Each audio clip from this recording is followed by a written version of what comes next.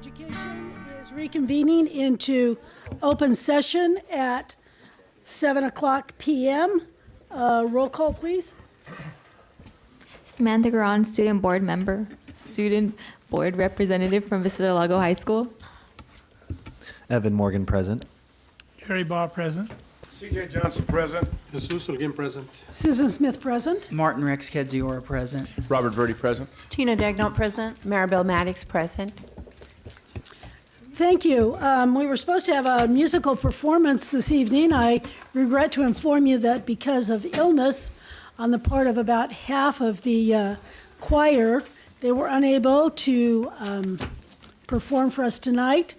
I'm sure that all of you are just as disappointed as I am to not hear our students singing tonight. So I was looking forward to it. Report out of closed session. Where did I put my report? Okay, I have a report. A motion was made by Mr. Morgan and seconded by Mr. Baugh to deny claim numbers 549761 and 549232 under the government code as presented. This was approved by the Board of Education with a vote of 5 ayes and 0 nays. Thank you.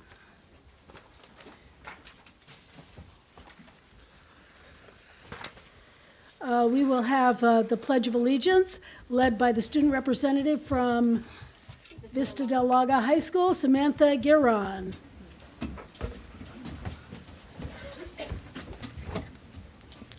Please place your right hand over your heart. Ready, begin.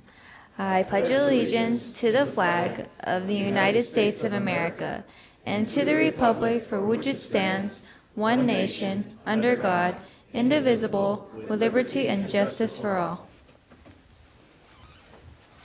Please remain standing. Remain standing, please, for Inspirational. inspirational thought. My inspirational quote is, "Life is the most difficult exam. Many people fail because they try to copy others and not realizing that everyone has a different question paper." Please be seated. Thank you.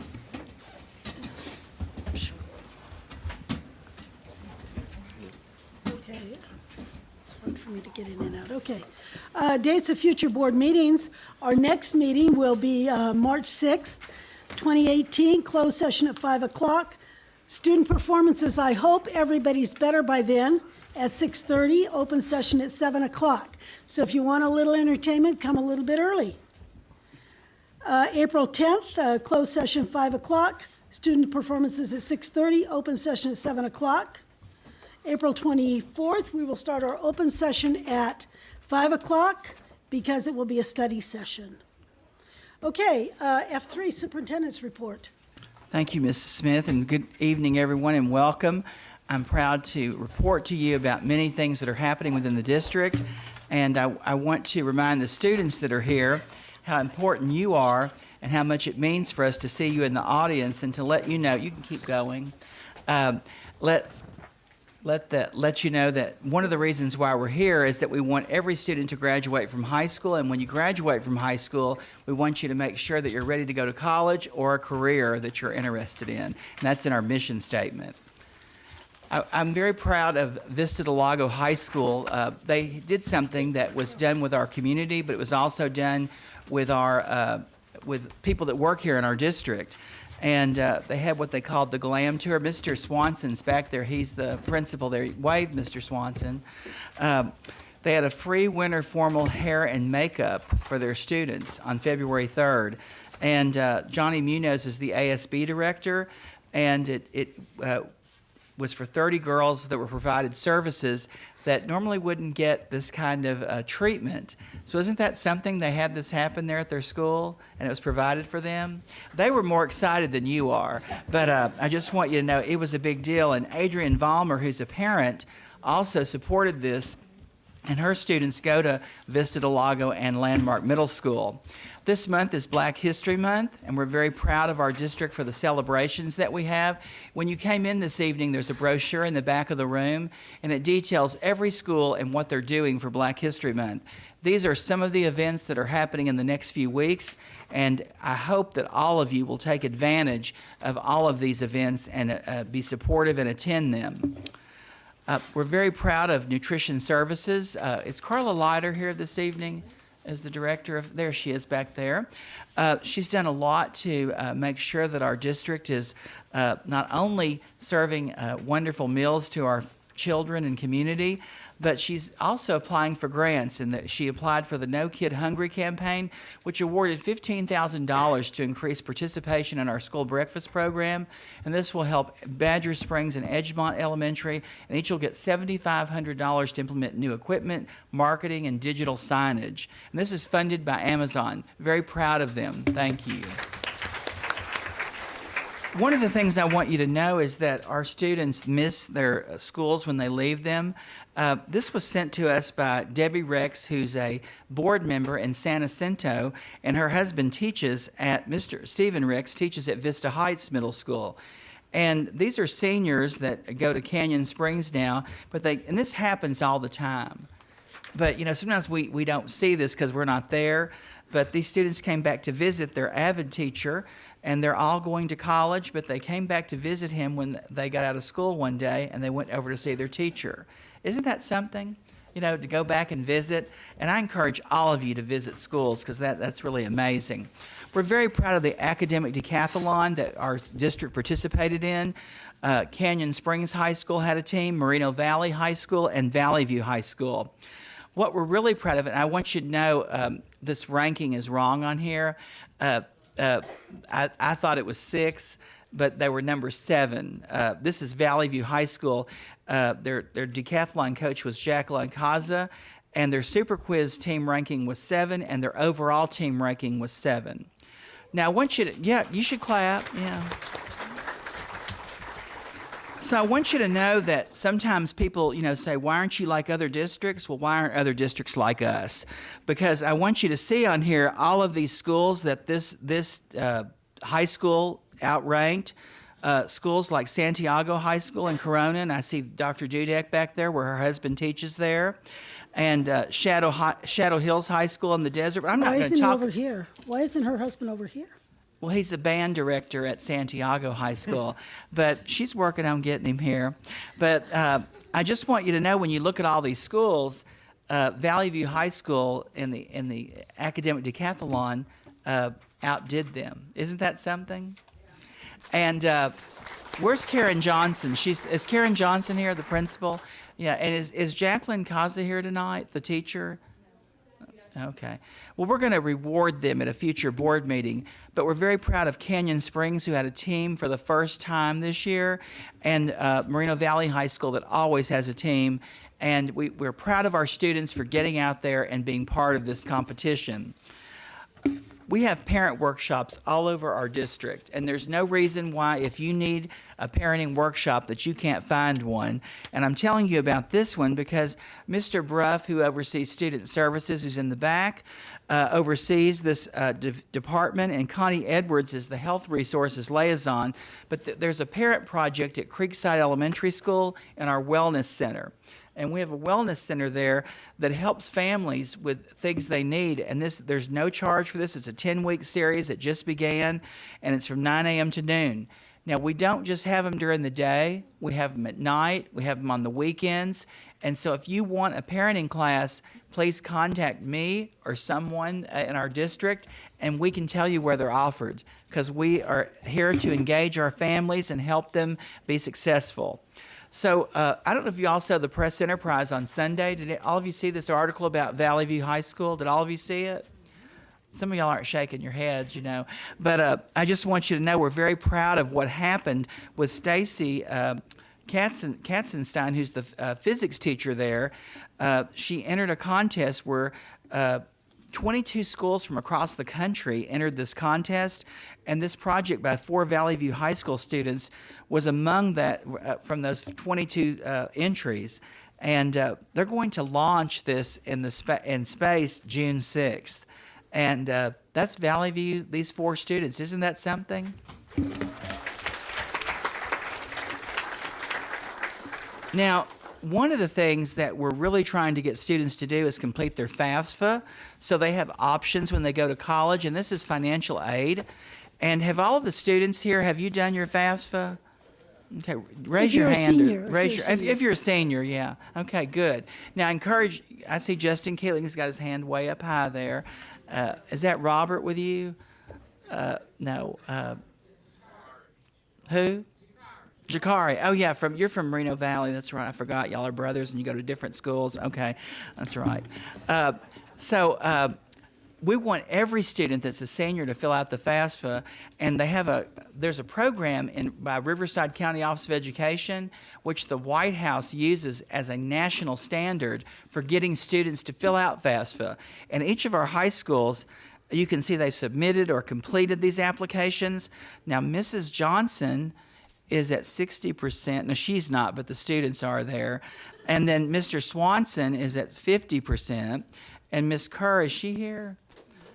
She's at 54%, but she's not. The students are. And then Miss Brown's at 44% submitted. Now, I know by the time March 2nd rolls around, they're going to be in the 70s, 80s, right? Isn't that right? Yeah. Because they're holding nights at each of their schools to get students to do this. So the students that have done it encourage other students to do it because it gives you more choices and options. We're very proud. This last Saturday, we offered a unity conference to our parents. Now, this says 100 people in attendance, but there were 1,000 people. And I wish you could have been there. How many people were there this Saturday? Wasn't it something? Wasn't it amazing? Yeah, it was an amazing event. And we're very proud. Lisa Broomfield and Lily Avia helped coordinate that. But board members Susan Smith, Jesus Holguin, C.J. Johnson, and Gary Baugh attended the event. And our families were just very impressed with the engagement and the support that our district provides to help people learn more about how to help their children be more successful in school. The State of the District was held on January 23rd, a very exciting event. And one of the quotes we got back, we had many quotes from community members. And Diane, I don't see the person's name here, but and I guess I'll just make it up. What's her name? Kim. Okay. But you got a lot of feedback from families, a lot of feedback. And this person said, I really enjoyed the event, and it was great to learn so much about the school district's accomplishments in the state. I especially enjoyed hearing about the students' achievements and what an outstanding job MVUSD is doing to ensure students have the best opportunity for an outstanding education. Moreno Valley School System stands out above the crowd. Kudos to all of you who work so hard to make this possible. Isn't that wonderful? So I just completed my first year as superintendent. I'm very proud to be the superintendent. I live in this community. I've lived here over 25 years. I'm proud to work here, proud to live here.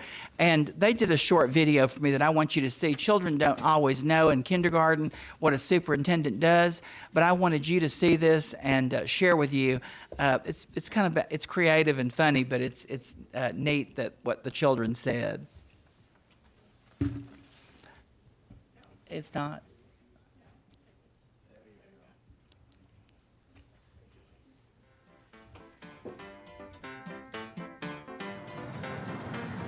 Do you like math? Yeah. Yeah. Do you like playing on the playground? Yeah. Yeah. So, do you know who the superintendent is?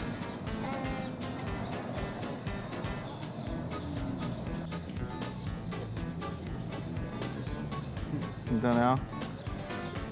So if someone said, I'm going to be a superintendent when I grow up, what do you think they're going to be? What do you think they're talking about? I think. Oh my gosh, this is so hard. Maybe they're gonna be a fire hydrant. A fire hydrant, yeah. So who do you think this person is? You can hold this. Who do you think that is? Does that look like anyone familiar? What do you think that person does? He is a worker from the library. The library? Okay. I think Donald Trump. Okay. And what do they do? He is our president. President? Read books. Reads books. Why do you think they read books? He wants to learn more things. Judges. You think they judge? Judge. A judge. Okay. And what do you think he does for his job? Like every day, if he goes to work, what does he do for work? Like, Because she goes in her office, yeah. and he goes in his office too. Okay. And what does he do in his office? He tells someone to come over here to see his papers that what the people are supposed to do. Yeah, so he writes papers for people. Well, that was a great response, and thank you so much for your answers. Yeah.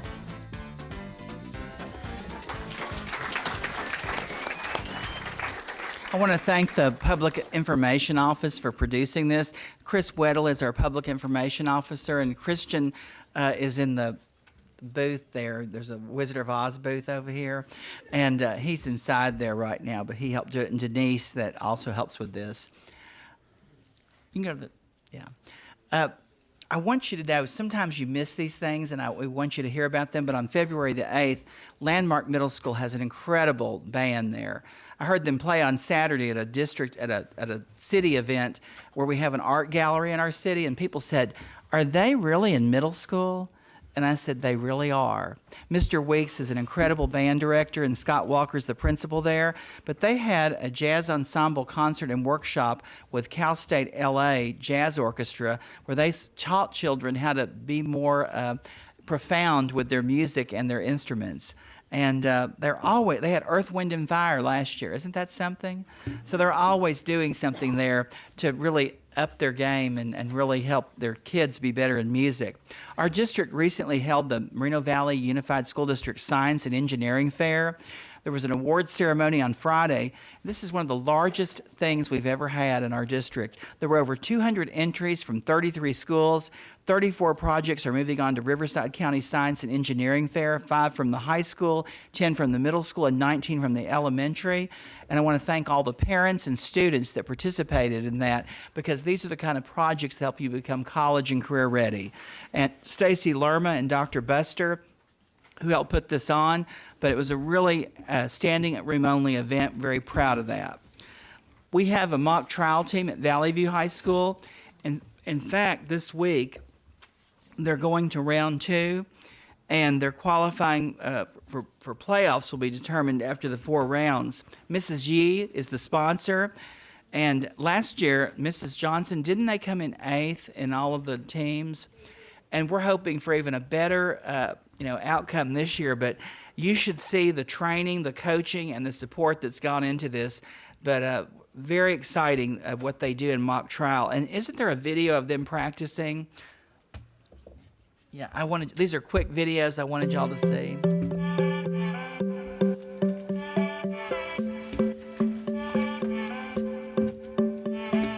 A mock trial team at the high school level is basically where a group of students would get together.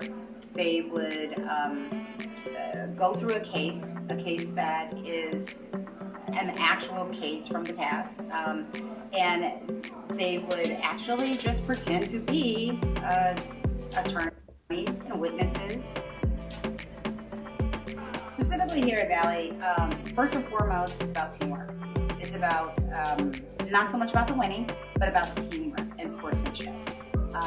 Learning new skills, having a voice, advocating for themselves, being able to speak up for what their truths are, knowing what's right and what's wrong, having some ethics, and having self-efficacy. What I've learned from mock trial mostly is how to work as a team with other people, because on mock trial, we're all scored as a team collectively. So making sure that everyone is doing their tasks, understands what they're doing, just that leadership role, and especially as being captain this year, it's opened my eyes to what I can do and how I can motivate other people to really unlock their passion and realize that they have the potential to do what they do. My goals now, as they were freshman year, I wanted to go play basketball in college, but they changed between freshman year and sophomore year. Now I want to go be a lawyer. I think I want to attend probably one of the top 10 law schools in California. So in mock trial, you have 4 rounds. Basically, the 4 rounds determine whether or not you advance to the playoffs and then advance to state and stuff like that. So the 4 rounds are the chances you get to qualify. So we're preparing for our first round on Thursday against MLK High School, which is a very competitive school. We're going to be going on the defense, defending our client, and we're really confident that we're going to do well.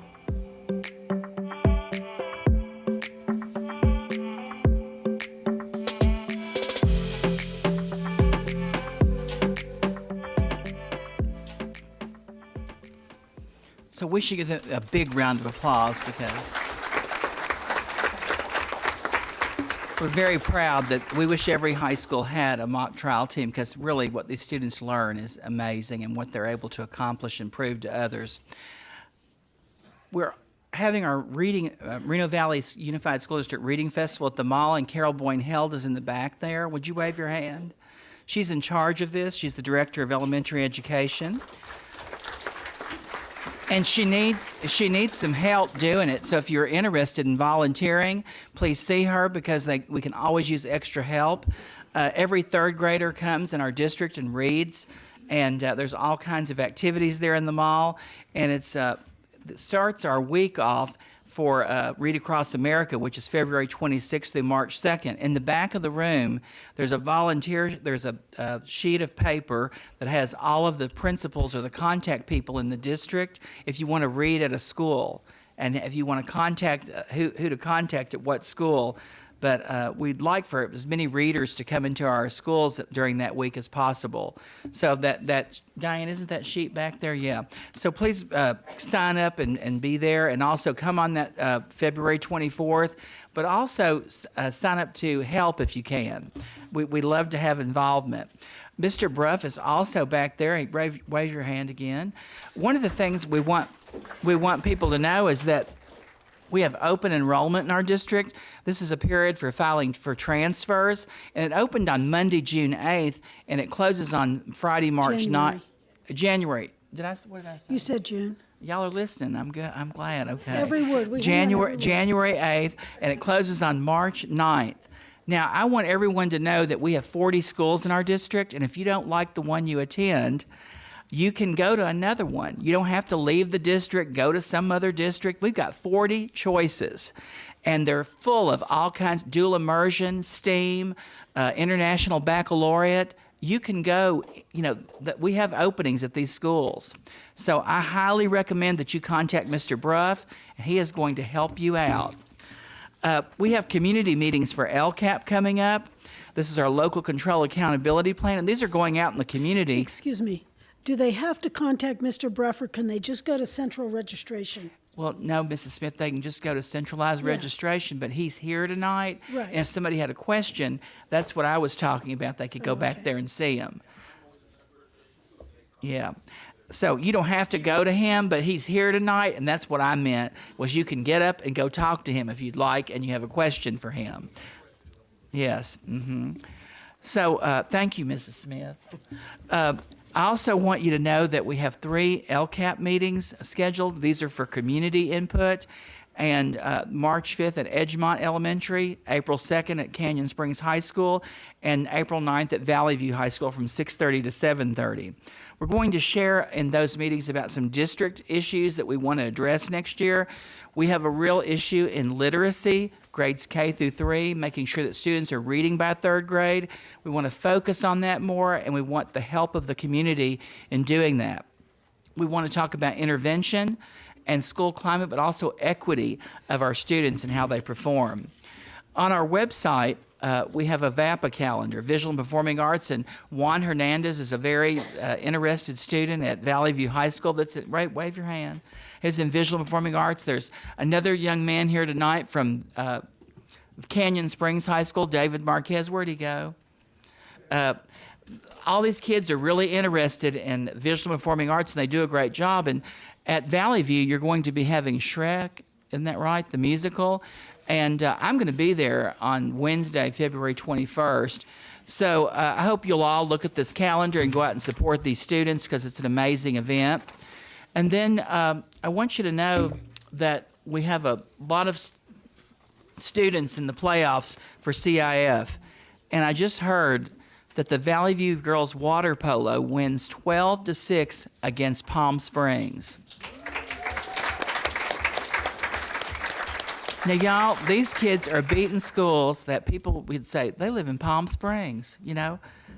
Moreno Valley. You know, the boys were the CIF champions at Valley View. Look at these girls now. They're going to play their second round of CIF Thursday, and their opponent and location are to be determined. But there's a schedule here, and I hope you'll go and support these students in whatever it is.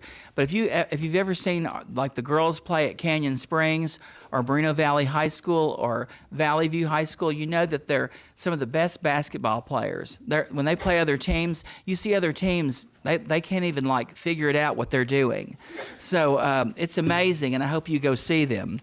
We have another tournament for our middle schools. This was added in our LCAP. We have the Moreno Valley Elites. This is a boys and girls basketball championship tournament in a collaboration with Think Together, and that's this Saturday from 9 a.m. to 12 p.m. at the Bridges Learning Center.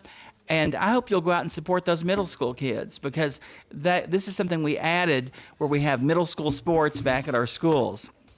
In our facilities update, I want you to know that Canyon Springs High School is on, target to be completed. There's an estimated completion by the end of May. Yeah, y'all should clap. That's good. Moreno Valley High School modernization. They're going to have the first air-conditioned gym in the district. Well, Bridges is air-conditioned. But the comprehensive high school estimated completion by the end of March, and that gymnasium is going. Was Miss Brown here? Aren't you excited? Okay. Badger Springs Middle School has a kitchen completion that's going to be done by the end of February, where Mr. Bruff works, and you can go visit him there at the centralized registration modernization. The estimated completion is by the end of February. We're going to have security cameras in every school, and there's an award bid in March for that, and solar. Miss Smith, did I miss something? No, I thought we already had security cameras in every We do in many schools, but they're not in every school. We're working on that. Okay, Miss Smith's over here. I'm trying to hurry now. Solar. I want you to know we're going to advertise for bids in February. The district is going solar. And Moreno Valley High School, we're having visioning meetings to envision what the new Visual Informing Arts Center will look like at Moreno Valley High School. Valley View High School will be one of the first high schools. Well, Canyon Springs actually will be the first to have turf and a new track, but Valley View High School will follow them as well as the other high schools. As our teams continue to improve in their performance, we're going to continue to upgrade our athletic facilities. And then there's all these modernizations scheduled at 16 sites that you can see listed here that are going to continue. There's a lot of projects. Sammer from Facilities is here and his team back there, and a lot goes on. One time I didn't mention them. Y'all, I have to tell you something. When they moved into Edgemont, Facilities were the people that made sure all the stuff was there. They ordered it. They made sure the furniture was there. And I was remiss in saying that maintenance and operations were the people there because they were there on site putting it together, but there was a lot of other people helping. So thank you, Sammer, and your team there. I appreciate it. And then as we conclude Black History Month, or not conclude it, but at the board meeting and conclude my report, in 2001, Pat Kelleher, who was a former board member, was the principal of Canyon Springs High School. And at that time, they named American civil rights activist Rosa Parks an honorary principal for the year that year. Do you remember that, Harold? And it was in the newspaper. And this honor came as a part of the school's newly established honorary principal program, which has a dual aim of recognizing accomplished individuals from a wide range of fields and providing means for students to gain a greater appreciation for their own role as world citizens. So we thank Mr. Kelleher for letting us know about this, but also what the district has done and continues to do to support the efforts of all Americans and all people in adding to our history, but especially this month for Black History Month. So thank you, everyone.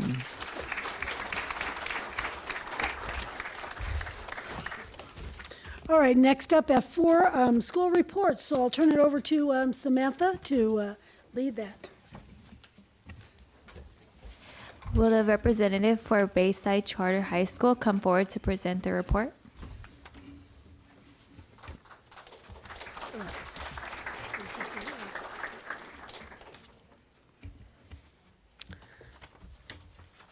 Good evening, President Smith, Vice President Holguin, Clerk Johnson, members of the board, and Dr. Kedziora.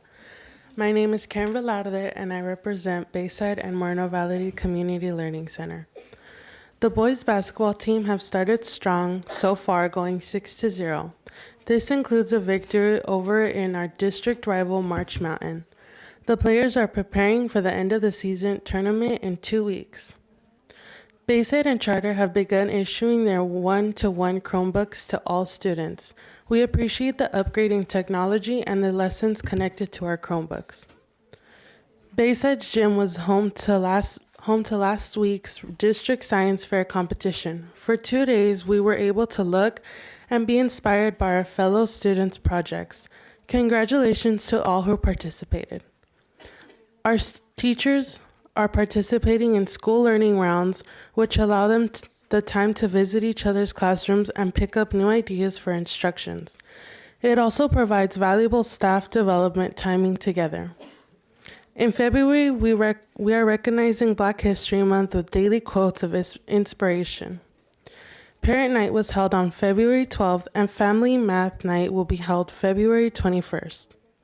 February 14th, ASB and psychology classes will be participating in Dr. Phil show filming. On February 14th, the Moreno Valley Community Learning Center and Strive programs will be participating in a kindness walk beginning second period. Moreno Valley Community Learning Center receives their 6-year accreditation letter. Congratulations. Our staff and students wish you all a happy Valentine's Day. This concludes our report.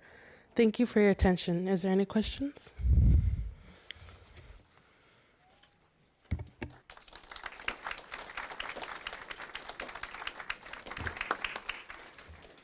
Will the representative for Canyon Springs High School come forward and present the report?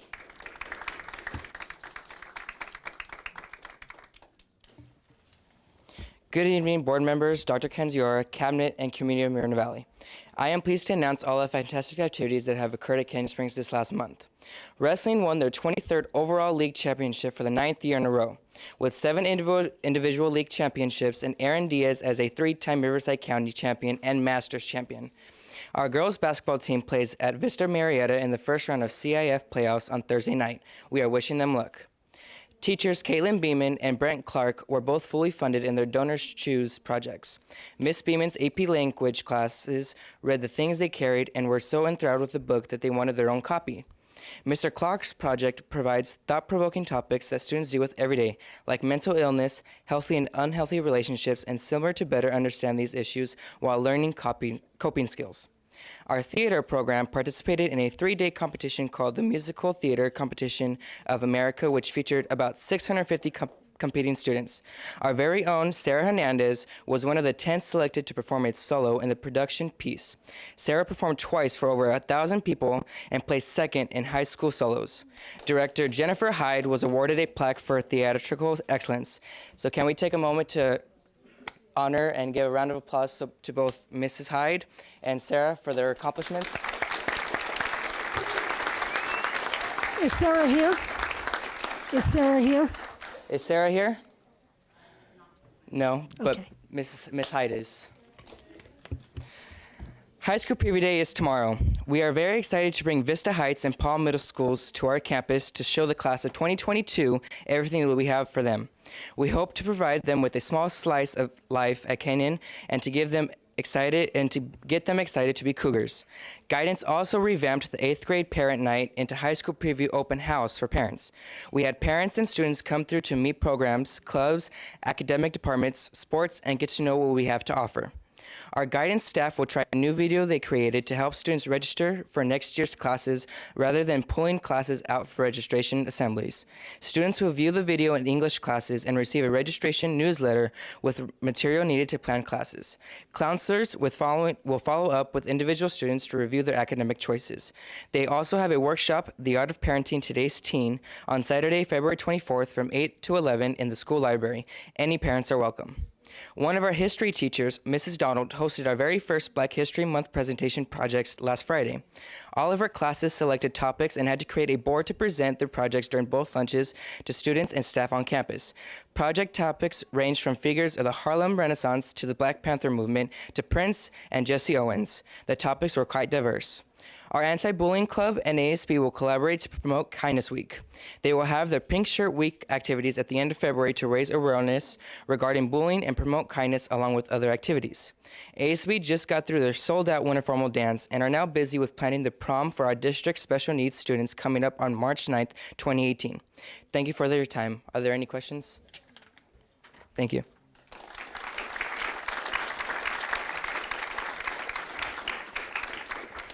Will the representative from Moreno Valley High School come forward and present the report?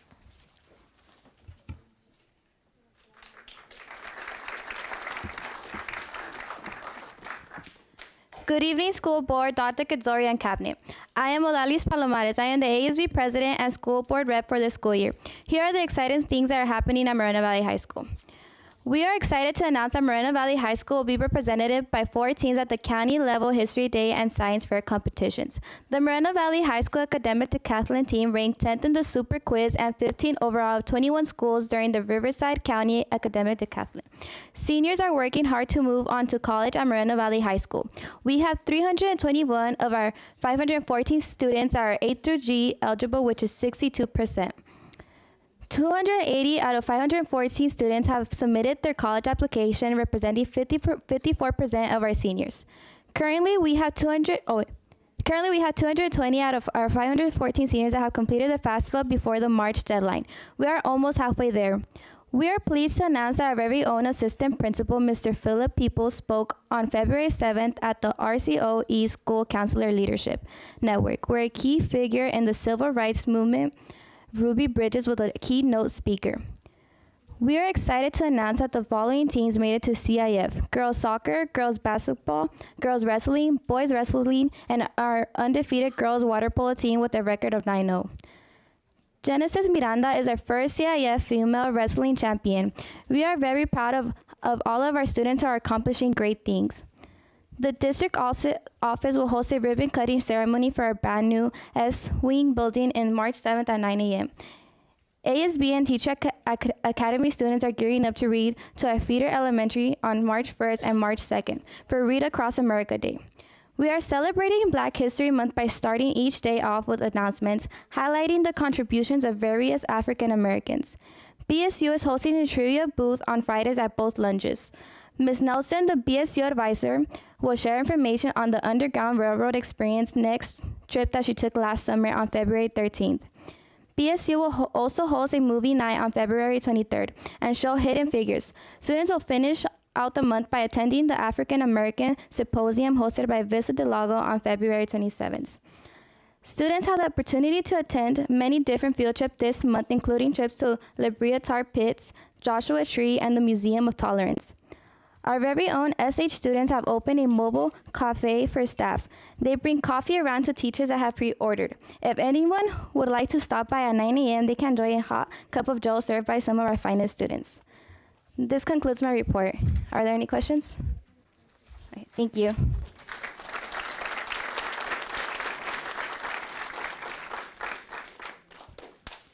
Now I am going to present the report for March Mountain High School. Good evening, ladies and gentlemen, school board, superintendent, and cabinet. My name is Nichelle Slayton, your board representative for March Mountain High School. We are continuing with our implementations of PAWS on campus to encourage positive behavior and student responsibility. The P stands for preserving mindset, A stands for always respectful, and W is for willingly responsible, and lastly S is for safety conscious. Teachers give out pause tickets to students that are caught doing good deeds, including but not limited to being on task, going above and beyond on what is expected, wearing collared shirts or school colors on appropriate days, excelling on tests, showing acts of good character on campus, as well as working well as with others. Congratulations to our Student of the Month for January, Hema Loomis. She will be recognized next week at Sizzler along with all the other high schools. Congratulations to our Term 4 graduates when they finish next Friday. We are posting congratulations messages across the campus. I will update you more on the number of graduates in March. Juniors recently took the CASP IAB test to show how they will perform in May. Teachers will be adding extra support in English 3, U.S. History, and math classes to help them with anything they struggle with. And Moreno Valley College will be coming to our campus on February 14th to start other enrollment series. We will have 40 spots available and hope to fill them all. This Thursday, we will be taking our third school-wide performance task of the year. Teachers will have been busy working with students on their conclusions to prepare. The ASBAC will be given for the second time this year on March 7th. We are encouraging any of other students to sign up and take the test. Our action program will be hosting other schools at our second annual rally around fitness on April 13th. This concludes my report for this evening. Are there any questions?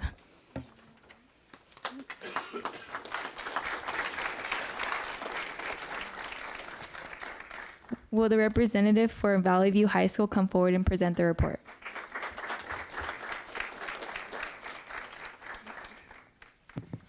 Good evening, board members, Dr. Ketziora, cabinet and community of Moreno Valley. I'm Serene Manuel, school board representative for Valley View High School, and I am pleased to announce all of the amazing things occurring at Valley View. Kicking off the month was our Eagle Idol assemblies. 1,044 students were recognized for having GPAs of 3.0 and higher, having perfect attendance, and earning the seal of multiliteracy. Other groups recognized at the assembly were our Cyber Patriot Team, History Day finalists, NASA Space Mission Proposal finalists, and Santa Clara Vanguard Bugle and Drum Corps acceptances.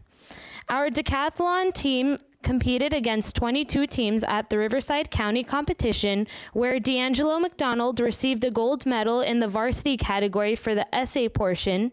Jonathan Chow earned a silver medal in the honors category for the math portion, and Serene Manuel received a bronze medal in the honors category for the interview portion. Overall, our team placed 7th. We are very proud of these brainiacs. This month, a free Kaplan SAT boot camp is being provided to all students preparing for the SAT exam. The SAT practice exams will be taking place on Saturdays. By offering students this opportunity, we are assuring that each and every Eagle has the opportunity to shine in the competitive college application process. ASB will be hosting the California Association of Student Leaders with a Leadership Development Day on February 21st. Students from 3 local high schools will be joining our Eagles for this valuable workshop. There will be a total of 160 student leaders who will receive training. In sports, our Varsity Boys Water Polo CIF Rally will take place on February 23rd. We are inviting all to attend. Also in the month of February, our Black Student Union hosted a showcase last Friday in our theater. Morning announcements are made throughout the month recognizing notable achievements among African Americans. In addition, BSU will be sponsoring lunchtime activities on Tuesdays and Fridays throughout February. ASB and NHS are working together to create Valentines for every student on campus. Tomorrow, Valentine's notes will be placed on first period doors where students will find one with their name on it. Making sure all students feel welcome and loved is one of our main goals in creating a positive school climate at the View. To welcome our new freshman class, we will be hosting our annual Incoming Freshman Parent Night on Tuesday, February 27th. Club representatives, as well as teachers, counselors, and faculty, will be available to answer any questions from the newest edition of our Eagle Nest. In the world of sports, the Eagles make history again with Gabrielle Gagnon, who competed in the 111-pound division and took 6th place overall at the CIF finals this past weekend. She is the first female to ever qualify at state CIF.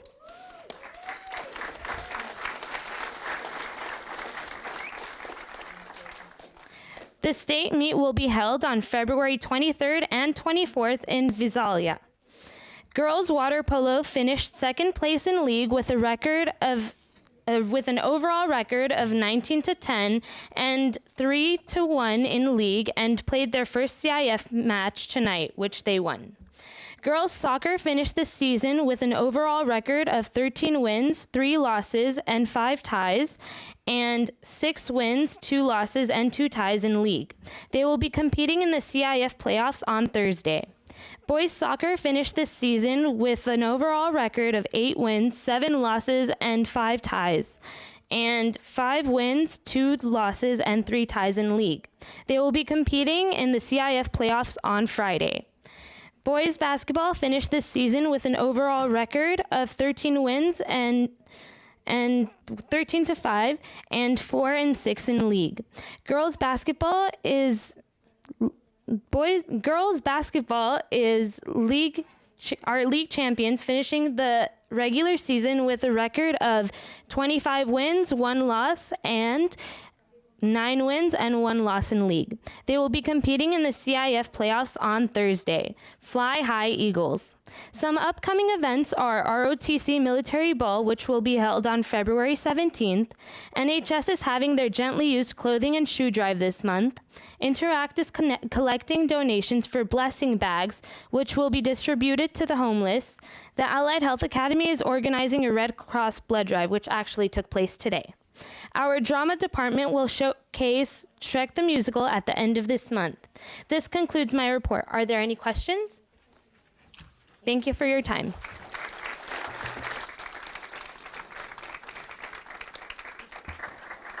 Now I'm going to present my report for Vista Del Lago High School.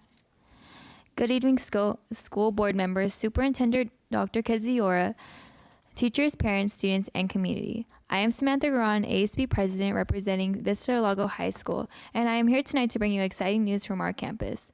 As we continue to progress this year, we remain focused on developing our Raven values of R for respect, A for achieve, V for value, E for engage, and for never give up, and S for succeed, as well as our school motto to take care of yourself, take care of each other, and take care of the school. Vista Del Lago had a pleasure of hosting a Freedom Riders event on Thursday, January 11th in our theater, where Erin Gruel and her former Freedom Rider students provided a private screening of their Unleashed documentary, Stories from an Undeclared War. Miss Gruel and the Freedom Riders took tons of pictures and autographed novels that Dr. Kedziora purchased for everyone that attended the event. It was an all-around excellent evening. At our first staff meeting of the spring semester of January 10th, our AAII-AC Miss Dunhams shared the revised state instructional plan to encourage feedback and input from all stakeholders as they move forward with our campus-wide academic goals. Our instructional focus is on improving oral and written communication skills in every classroom on our campus. The Note Ed English cohorts met last month to continue working on their collaborative units plans using the new Springboard curriculum. In addition, our Innovate and math grades collectively decided to administer their assessment blocks, IABs, every week to help prepare our juniors for the upcoming SBAC in May. Speaking of the SBAC, our CAS boot camp began on Saturday, January 27th, and will continue until testing day. ASB has been working extremely hard this month by hosting the Winter Formal Assembly on Friday, January 26th. They had a blackout event, which included glow-in-the-dark props. There were also performances from our jazz band, show choir, cheer, dance team, and our ballet folklorico. They also hosted the Fun of the Sun event on Tuesday, January 23rd. This event allowed the ASB leaders to play carnival games, enjoy snacks, and give out prizes to our students with special needs. Not only that, I was invited to speak at the State of the District held at Vista del Lago on Tuesday, January 23rd. I shared my experiences as a student as well as my future college plans. Health Academy has been preparing for their upcoming HOSA competition in April. Seniors are studying medical terminology along with CPR procedures. They're also learning about types of health careers all over the world. The juniors are working on how to properly check vital signs and check pulses.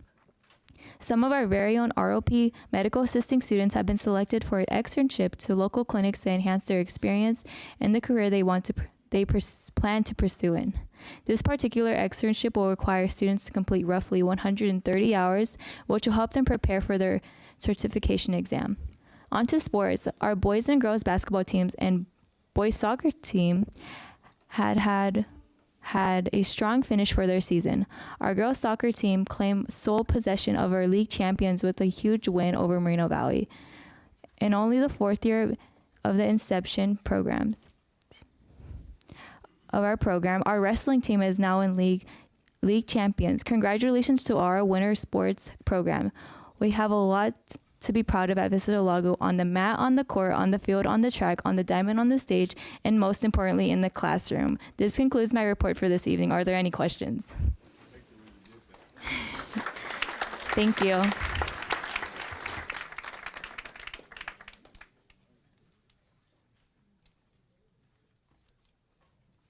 Thank you to all of our students for those great reports. We enjoy hearing about what's going on in our schools. We are now moving to resolutions. We have 3 resolutions to vote on tonight. The first is Resolution 2017-1852, adopting the official proclamation for the National School Breakfast Week. After we vote, right? Yes. Okay, so do I have a motion to accept that resolution? Okay, so moved by Mr. Baugh, seconded by Mr. Holguin. Call for the vote. Mr. Morgan? Aye. Mr. Baugh? Aye. Mr. Johnson? Aye. Mr. Holguin? Aye. Mrs. Smith? Aye. The next resolution is Resolution 2017-1854, Career and Technical Education Month. Do I have a motion on that? I move. Who moved? I did. Motion from Mr. Morgan, second from Mr. Johnson. Call for the vote. Mr. Morgan? Aye. Mr. Baugh? Aye. Mr. Johnson? Aye. Mr. Holguin? Aye. Mrs. Smith? Aye. Resolution 2017-1855, African American History Month. Do I have a motion to accept that resolution? Second. Moved by Mr. Johnson, Second. seconded by Mr. Morgan. Call for the vote. Mr. Morgan? Aye. Mr. Baugh? Aye. Mr. Johnson? Aye. Mr. Holguin? Aye. Mrs. Smith? Aye. All right. Now we are going to go down below. We will do those recognitions first, and then turn the time over to Mrs. Maddox for educational services recognitions.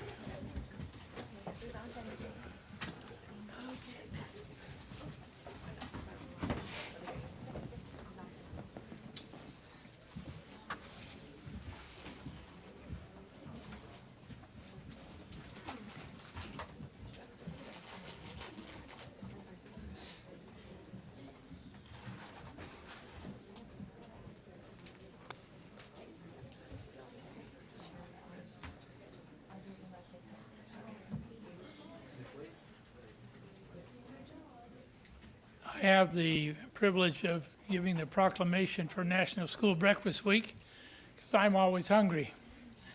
So Carla Leiter, would you come forward, please?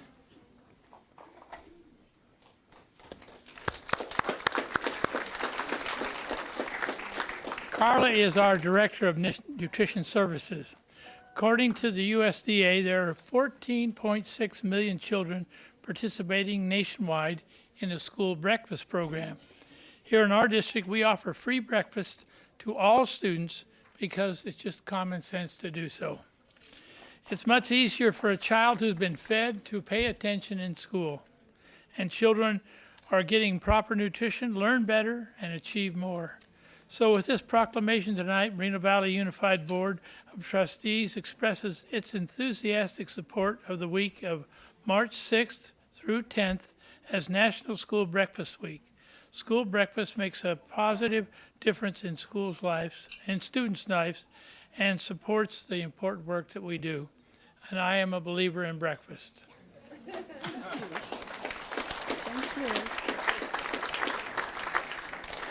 On behalf of the Nutrition Services Division and 240 wonderful people who I work with, we proudly accept this, and we are very much in support of education and supporting education through meals. And I encourage each and every one of you to have a healthy, wholesome breakfast, not a Starbucks breakfast, a healthy, wholesome breakfast, so you can be an example and you can have the energy and the strength to take on the day as our students need to do. Please encourage your kids to have breakfast. They will do better. Thank you.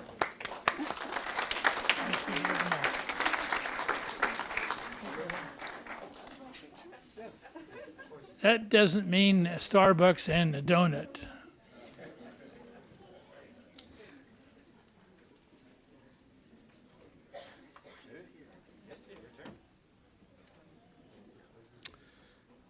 Okay, I have one. My resolution is for career and technical education. Is Ms. Wileen Bieri here? Oh, here she comes. Come on up.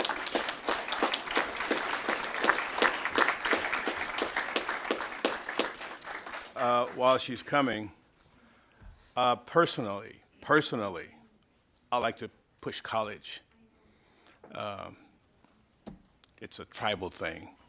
But tonight we're going to be talking about Career and Technical Education Month. Tonight the school board is approving a resolution in recognition of February as Career and Technical Education Month. As a district, we believe in the importance of making education relevant. And for many students, relevance comes from hands-on training that allows them to apply the knowledge they have gained in other classes. You may know that our mission statement talks about preparing graduates for higher education, that's what I mentioned in the very beginning, and or a viable career path. That's a recognition that students need options. And one of those options is to be able to go to work in a chosen field right out of high school. Career and technical education helps ignite new interest in students and then help them chart a path of successfully enter into a full-time careers in fields they may have never considered before. Being exposed to them while in our high schools here at Moreno Valley Unified. Now, this resolution is also in recognition of the partnership with businesses and industry that makes CTE offerings possible, and that in many cases provide a path to employment, often locally and expanding fields offering new opportunities. I'm gonna put a pin in it right there. We have a city councilman in the office, in the room tonight, Mr. Gilbert Cabrera. Would you please stand for a minute? I'm asking him to stand for a reason. I'll read this again. This resolution is also in recognition of the partnership with business and industry that makes CTE offerings possible, and that in many cases provide a path to employment, often locally. That's why I ask him to stand, so he can continue to help us to get businesses here. So when our kids get involved in these activities in school, they can go and find a job that those guys in the city council has procured for us. Is that a deal? Thank you, sir. You can sit down. I didn't hear you, but thank you. Okay, sit down now.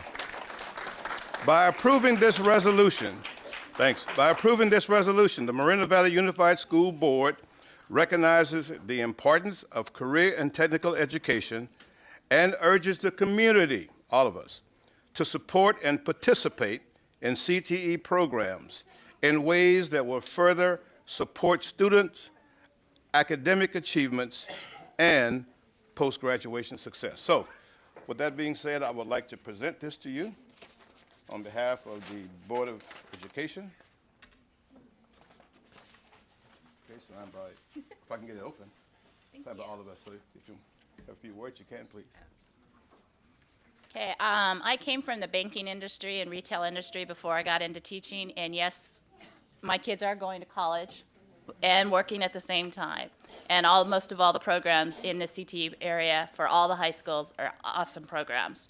And we're going to continue doing good things for the students. Thank you.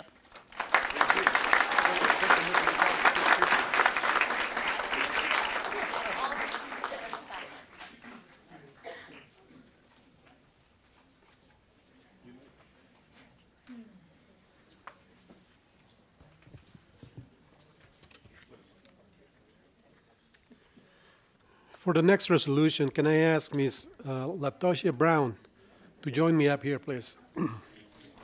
Latosha Brown is the principal of Moreno Valley High School. What an honor to have you here this evening. Thank you so much for coming. Tonight, it is a pleasure to approve a resolution in recognition and support of February as African American History Month. The history of African Americans parallels and intertwines with the entire history of the United States. The innumerable contributions of African Americans to the richness of culture and invention found in our country's history are still being revealed to the larger American community. Take, for example, last year's hit movie, Hidden Figures. Did anybody watch Hidden Figures? Hidden Figures, about the African American women whose mathematical and computer expertise were crucial to the effort to send John Glenn into orbit around the Earth in the early 1960s. All Americans need to know more about the long history of African American achievements, which for too long was overlooked in public schools curriculum. I'm not going to read the entire resolution, but there is one item that I want to read because I think it is very important. And it says, whereas the California State Board of Education recognized in its multicultural education policy that each student needs an opportunity to understand the common humanity underlying all people, to develop pride in his or her own identity and heritage, and to understand, respect, and accept the identity and heritage of others. So based on that, the Board of Education has signed this resolution along with the superintendent. And tonight, again, enthusiastically, we adopt this resolution in support of African American History Month. And we urge all members of our community to join us in expanding our appreciation for the countless contributions made to our nation's success by African Americans. Ms. Latosha Brown, would you please accept this resolution? Yes, sir. Thank you so much. 3 hours. Thank you. Dr. Keziora and the board, it is an honor for me to accept the resolution honoring African American History Month. When I think of African American history, I think about slavery. I think about the Dred Scott decision. I think about the Emancipation Proclamation. I think about the Civil Rights Movement and the pioneers of that movement who made our liberties possible. But then I also think about what we did in our district. And I think about us having our first African American female superintendent, Dr. Judy White, who went on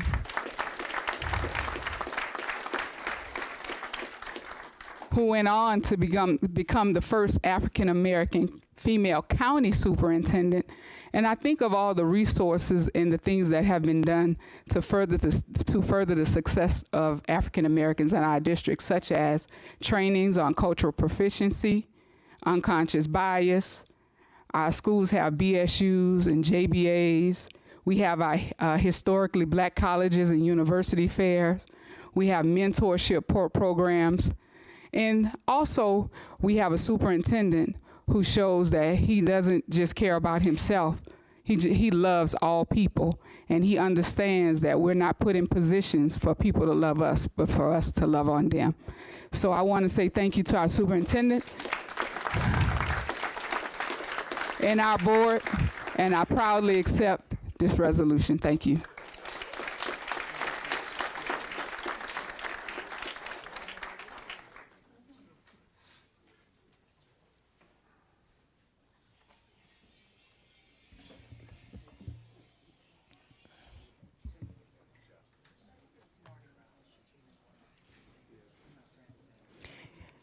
Good evening. It is my honor and pleasure to now introduce staff, school, and student recognition. So I'd like to ask Mr. Bruff and Mr. Garcia to please come on up. And we're going to be talking about our attendance awards for this month, the month of January.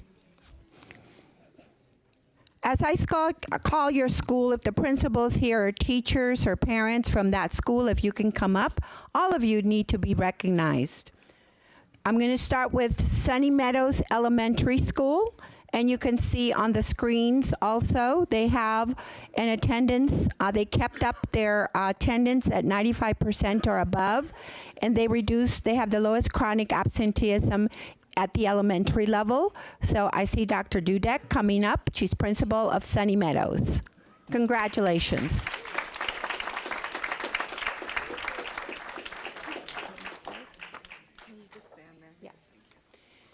Palm Middle School, for the middle schools. Palm Middle School, I see Dr. Harris coming. 95.89% attendance, and also they reduce their chronic absenteeism rate.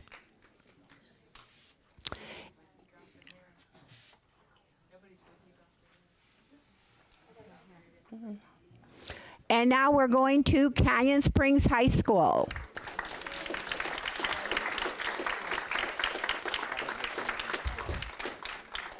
Canyon, 95.73% ADA, and also a lower chronic absenteeism rate. Congratulations to all these schools.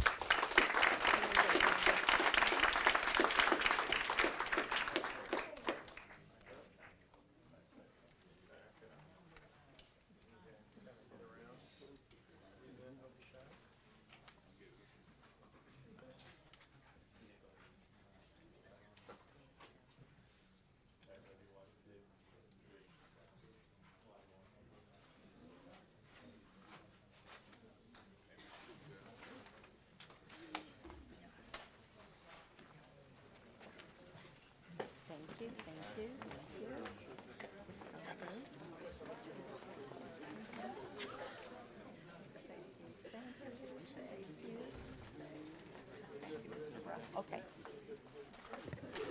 We're going to go on.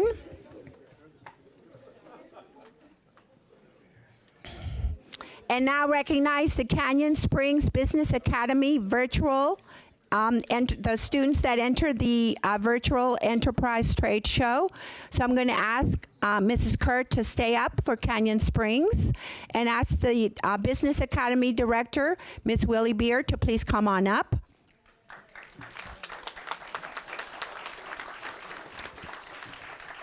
Students, I'm going to call you by teams, but the names of the students are going to be scrolled on the screens, so parents, you know that it's your student. So we're going to start with the business plan team, if you could come on up. We now have the sales presentation, took second place.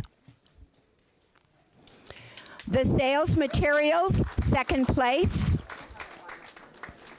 Website team, third place. Impact Marketing Board, 5th place. Booth Design, Silver Award. And the Marketing Plan, Bronze Award. Congratulations to all these virtual enterprise students.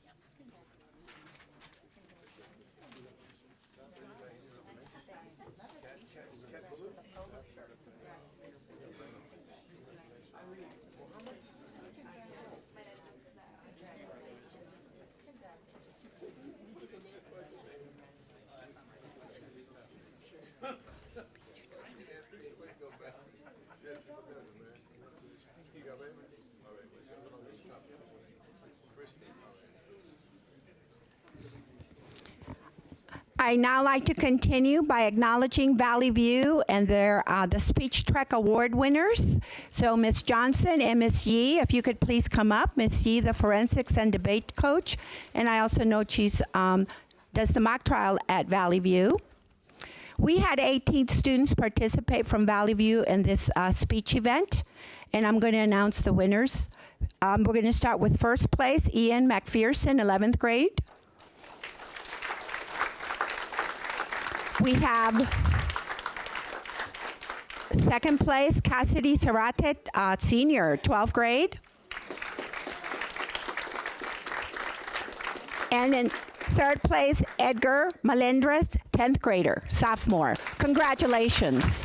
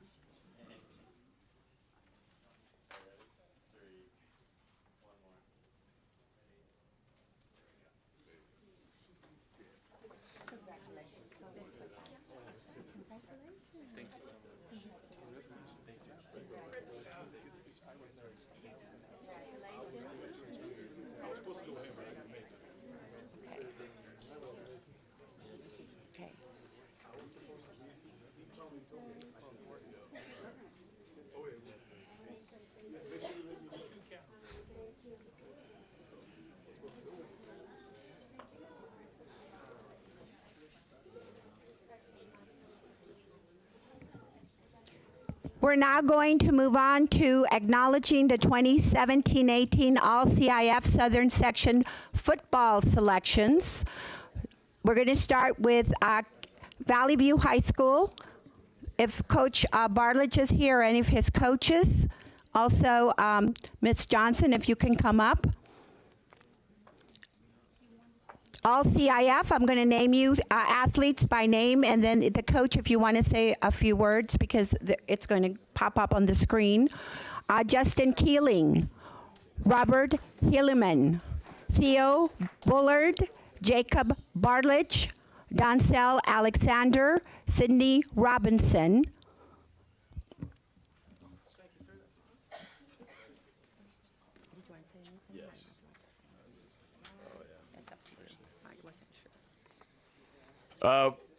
Today, like they said, we have our three guys, or we have four of our six All-CIF selections here tonight. We have Jacob Bartlett, who's our quarterback, who threw for over 2,000 yards. Justin Keeling, who rushed for 2,800 yards this year. Sydney Robinson, who had over 100 tackles, and Robert Hireman, who had 1,000 yards receiving for us. Tonight, who aren't here, are Theo Bullard, who was offensive lineman for us, who did a great job, and Donzel Alexander, who had 6 interceptions for us. The great thing about the four guys that are here tonight is if we think about student athletes, they all represent that extremely well. Justin has a 3.0, Jacob has a 4.0, Rob has a 4.3, and I believe Sydney has a 4.5 GPA.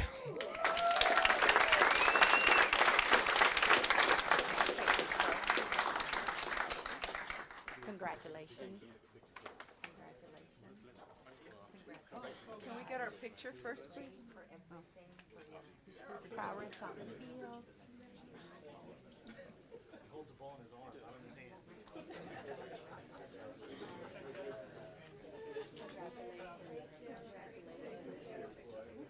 We're gonna take a picture now. Excuse me, hey, Coach, you said something about some running back gain. How many yards did he gain? 2,800.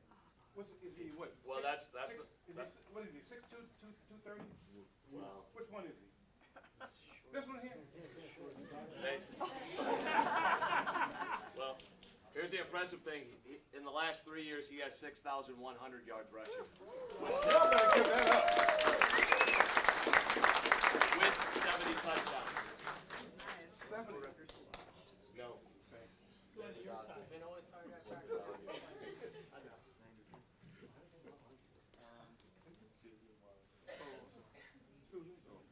Can't see Susan.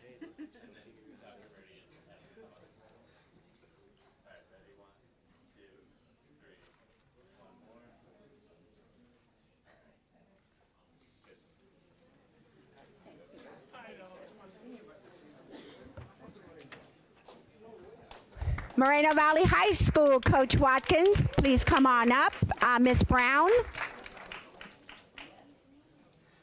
Let me announce the All-CIF team from Moreno Valley High School.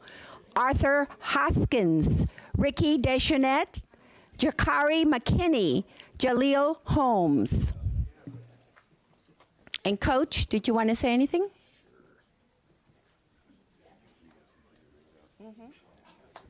This is our group of, where's it not on? This is our group of guys that led us to 2 undefeated league titles out of the last 3 years. Jakari on the far end, has been first team All-CIF 2 years in a row, league defensive MVP this year. Jaleel Holmes had 110 tackles this year, first team All-CIF defense. Ricky Dejanay, first team offensive line. Arthur Hoskins had over 1,000 yards rushing in just 7 games this year for us because of a concussion issue. He had 400 yards of offense in the first CIF playoff game we had this year too. So that's our group of guys from Moreno Valley High School.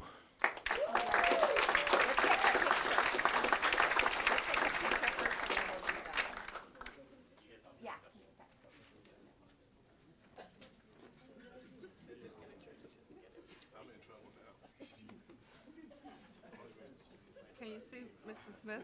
Yeah, I got her. Okay.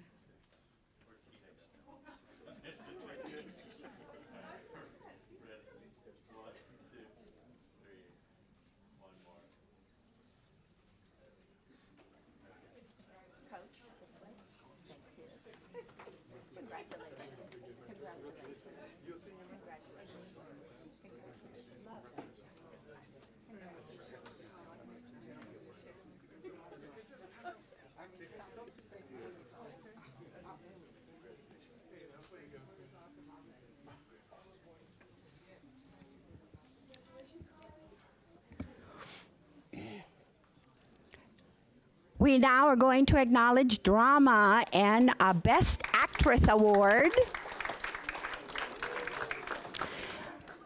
The Board of Education would like to honor Joanna Martinez, winner of the Best Actress Award at the California Educational Theater Association Festival. We acknowledge her teacher, Ms. Hyde, and also Principal Mrs. Kerr. Congratulations, Joanna.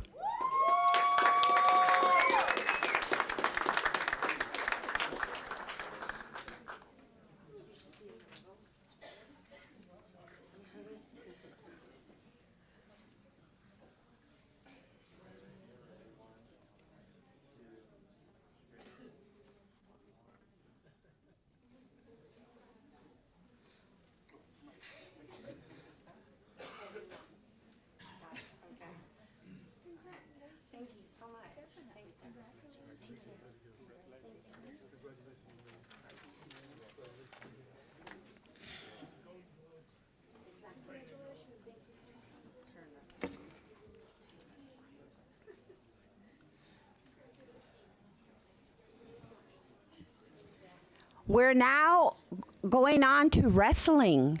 So as I call the students' names, I'm going to call the coach and the athletic director if they're here. And one more time, you'll see the students' names on the screen with their weight category and their placement in the Team League Finals. So let's start with Canyon Springs High School. I see Mr. Ralph Dudley stepping up, Mrs. Kerr, and also Aaron Diaz. And I'm sorry, Coach Jason Lowe, right? Okay, so let's start calling the students. We have Ruben Uloa, Damian Molina, Aaron Diaz, Angel Pacheco, Nicholas Guerrero, Derek Lopez, and Hamni Awad. Congratulations, students.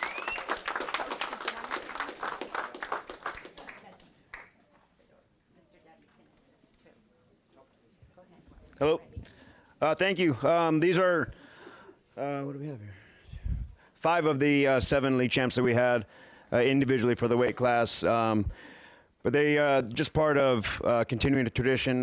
We just finished our 9th consecutive undefeated year in league, and we're moving on to the CIF divisional championships this weekend. So hopefully moving on to the Masters and state tournament. All of all these wrestlers except for one are going to be returners. They're all underclassmen. And our one senior is a standout. He's a 4-time league champ, 3-time county, Riverside County champ, Masters champ, and an All-American, so last year. So this is what we got this year. We're going into the CIF with 13 out of the 14 weight classes this weekend, and so hopefully we'll get some more hardware. Thanks. Thank you.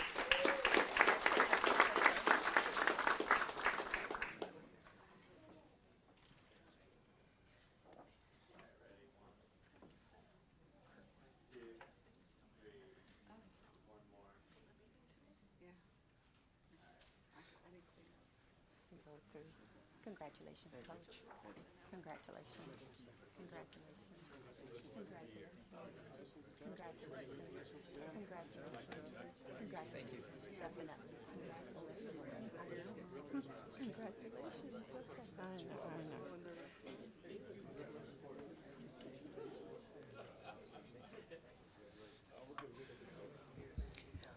We're now going on to Valley View Wrestling League Championship, the team. So if Coach Peter Villanueva is here, or the athletic director, Ms. Johnson, please come on up as I call the wrestling team from Valley View. We have Travis Miller, Jonathan Robles, Eddie Ocampo, Carlos Gonzalez, Jason Trujillo, and Gabrielle Gagnon. Can't forget Gabrielle. Coach, did you want to say anything?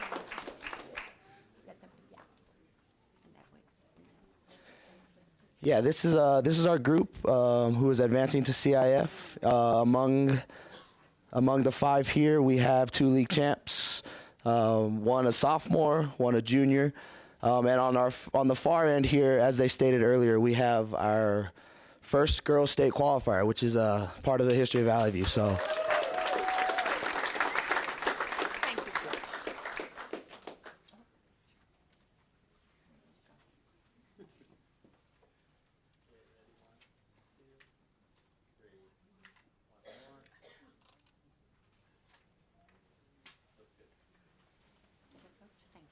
Congratulations.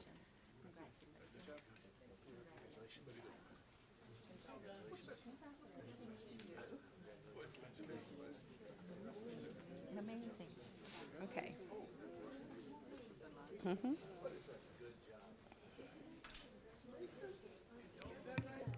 We're now going to Vista del Lago Ravens.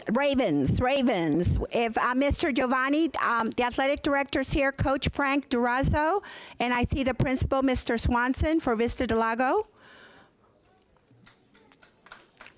Let me call the students.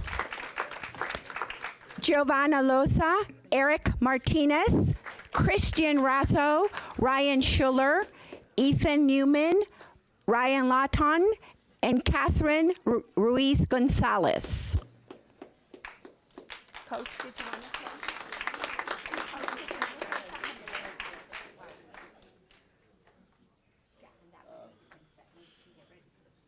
Just like to say this is our first league title, and we got 9 kids going to CIF. Worked very hard. We plan on doing this as much as we can next couple years, and I'm just very proud of my kids. Thank you very much.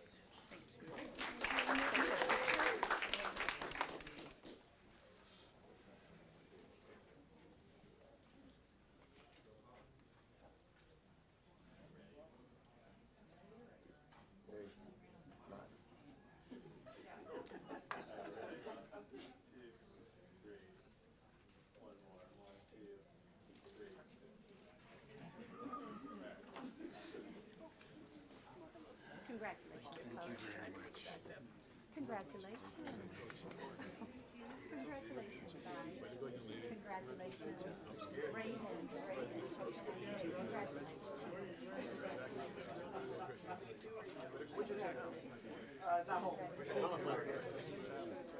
That's it, right?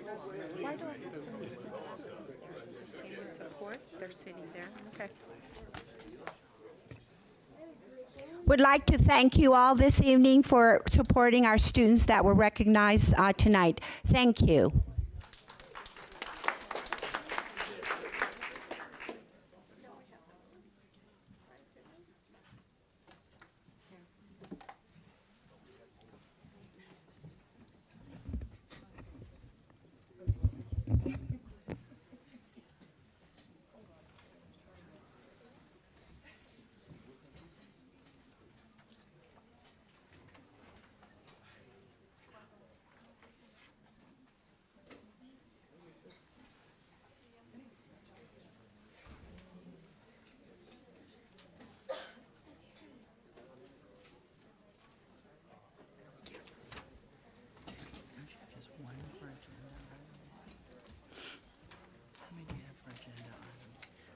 Do we do it now or when the agenda item comes up? Well, we can speak on the agenda item now, and then we'll do non-agenda items after that. Here's the agenda item.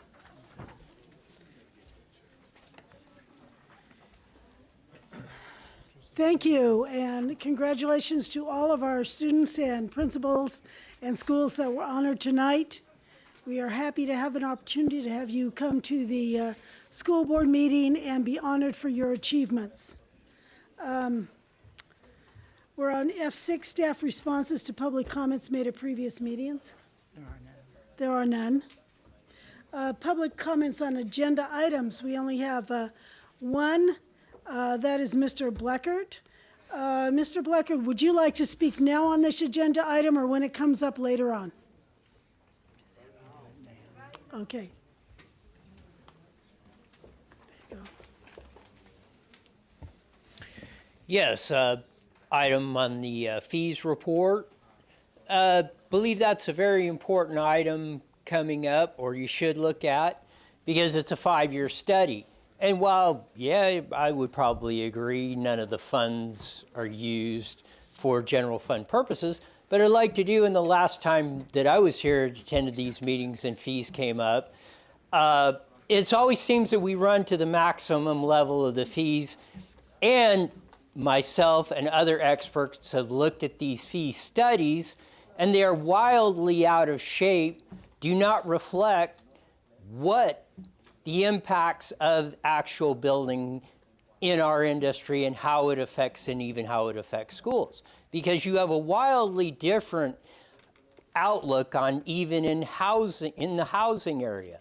You know, certain types, executive housing versus high-end high-density housing versus small high-density housing, has a lot different impacts, and the fees and the studies that show that have a monolithic look at this. So the fees do not reflect that. And plus, when you look at it and you look at the fees that we have done, and when you drop fees, and we got a big run in the industrial market, we got a big upraise. And when you do that, because when you do that, you get the property taxes, 40% of that property tax goes into the school budget every year.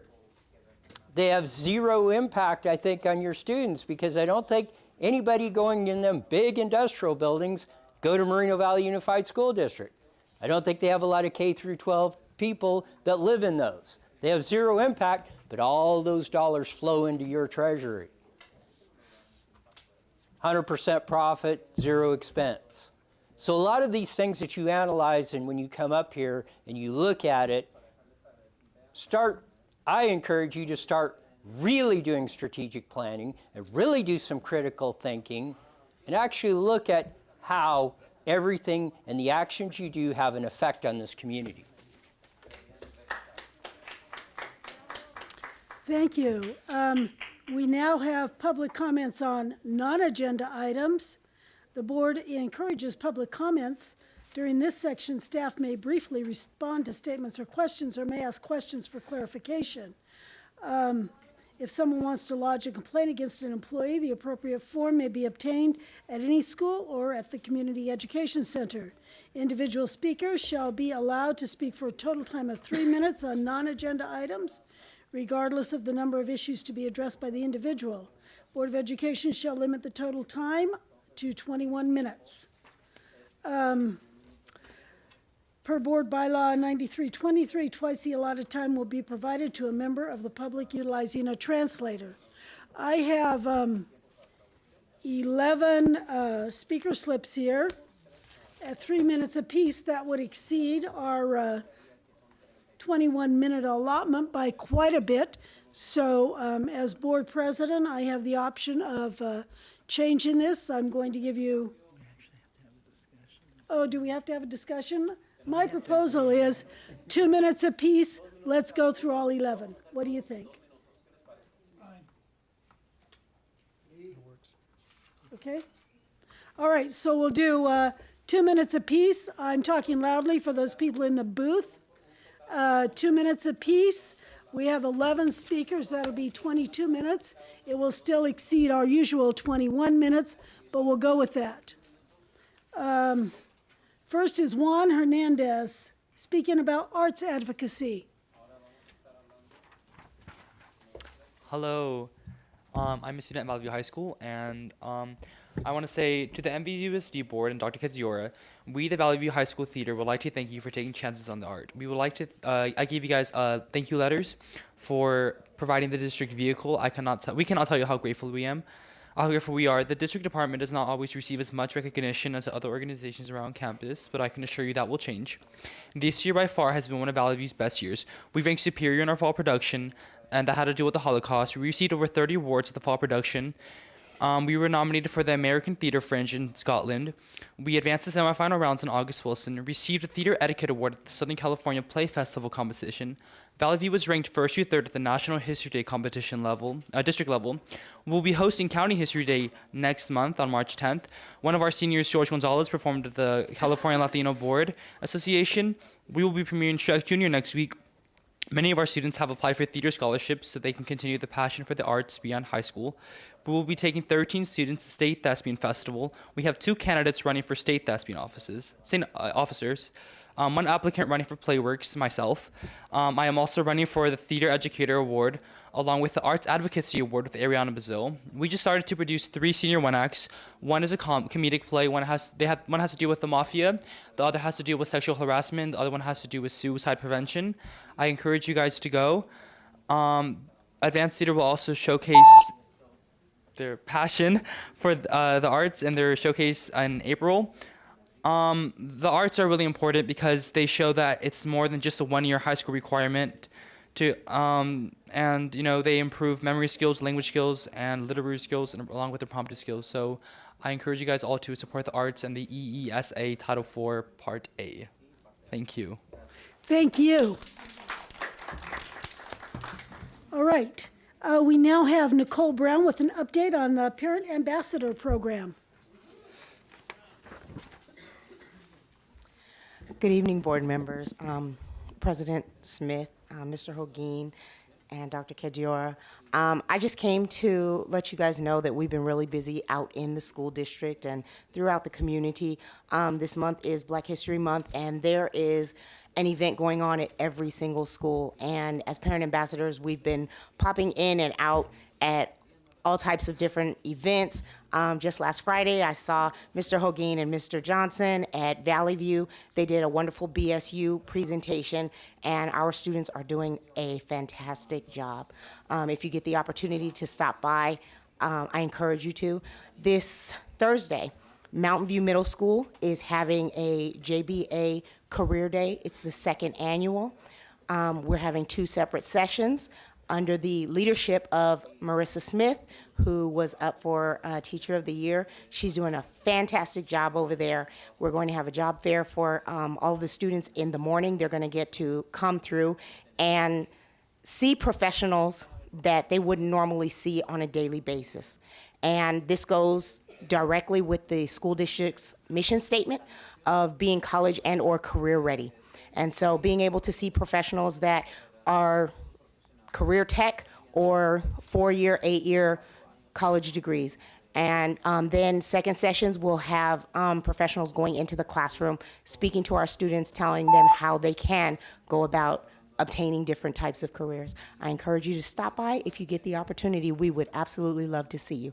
Thank you so much. Have a great evening. Thank you. Next up, we have Jose Palomares. He has no topic on here. So, Mr. Palomares, are you here? All right, Jorge Quintero, and are you utilizing a translator? Yes, please. 4 minutes then.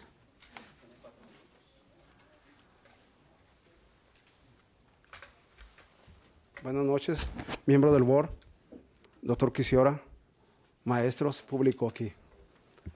Good evening, board members, Dr. Kitsiora, teachers, everybody present. Nosotros en el 12 de diciembre, la junta que hubo del board, les dijimos que por qué no tomaban el ejemplo de Valverde que daba Chromebooks a los niños. Ya tenía 2 años con ese programa. On the board meeting that took place on December 12th, we told you guys to follow Valverde's example. regarding the Chromebooks y finalmente lo hicieron. Está bien, and getting access to the Chromebooks, and you finally did it. That's good. pero hay cosas que no nos gustaron porque hicieron firmar a los padres por una cosa que no deben de firmar. But there's some things that we didn't like. For example, we were told to sign things that we shouldn't have signed. Nos parece lamentable que estén haciendo eso con la comunidad. I think it's regrettable that you're doing that with the community. Aquí la comunidad de Moreno Valley, el 90% o más del 90% son pobres. Over 90% of Moreno Valley's population is poor. Y ustedes los quieren obligar a que firmen un papel por si se les pierde, tienen que pagar $325. And you want to force them to sign a document that states that if the Chromebook is lost, they have to pay $325. Es ridículo la forma que quieren tratar a la gente. The way you want to treat people is ridiculous. Tal vez ustedes se quieran ver bien, pero se ven muy mal. Maybe you want to come across as looking good, but you actually look bad. No sé cuál fue la persona inteligente que se le ocurrió eso. Es lamentable. I do not know who the smart person who came up with that was, but it's regrettable. Mucha gente lo firmó por presión. A lot of people signed due to pressure. Nosotros hablamos y les dijimos a la comunidad que no debían de firmar, pero ellos tenían miedo y la gente es así. We spoke up, Las atemorizan. but a lot of people signed due to pressure, and they are scared. Es lamentable que lo que quieren hacer con la educación. It's regrettable what you want to do with education. Cuando la medida M estuvo implementada, lo que dijeron era, vamos a implementar la medida M para que haya fondos. When Measure M was implemented, we were told that it was implemented so that there would be funds available Para la alta tecnología. for high technology. Ya tenemos casi 4 años de la Measure M y estamos pagando por 3 años. It's been 4 years now since Measure M, Y ahorita es ahora cuando empezamos a ver la tecnología.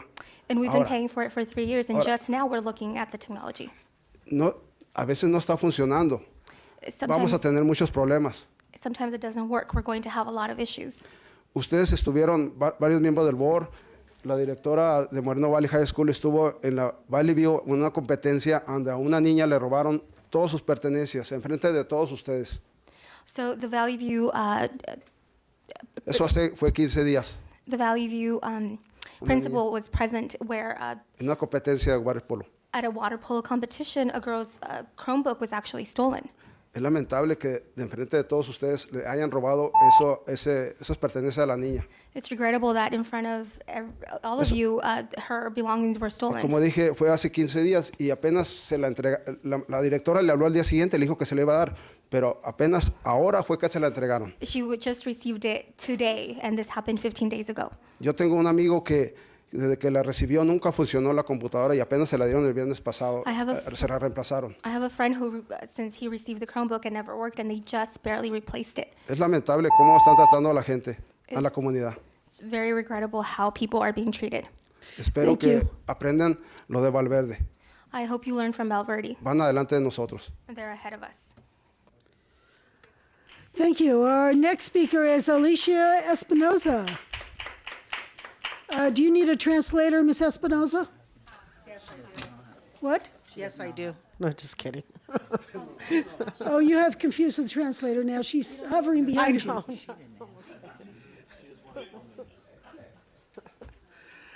Good evening.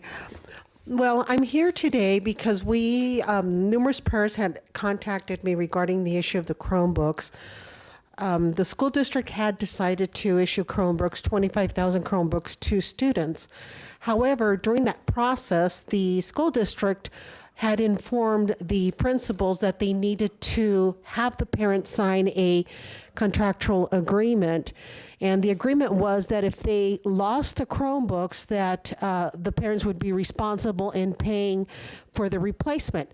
Now, if the Chromebook needed repair, they would have to be responsible in paying for the repair. They were also instructed that they needed to purchase insurance for those Chromebooks. Now, the school district was in violation of Ed Code 49010, 49011, which means that a student who attends a free public school should not be charged for any charges that has to be part with the curriculum.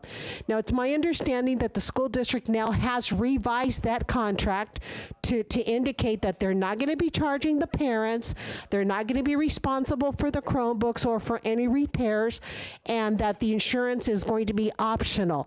My question is, are you guys going to be holding another meeting like you did last time to notify the parents of the revision of the new contract?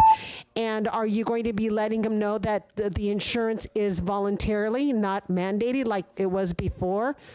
So you had the meeting last time for these Chromebooks. I'd like to see a meeting or some kind of directive to these directors, principals, that this has been changed so the parents are informed, because I'm still getting calls from parents that they're making them sign the contract and so forth. So, okay, thank you.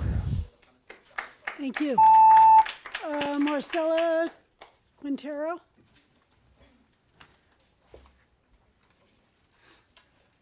And you will need a translator, right? Yes.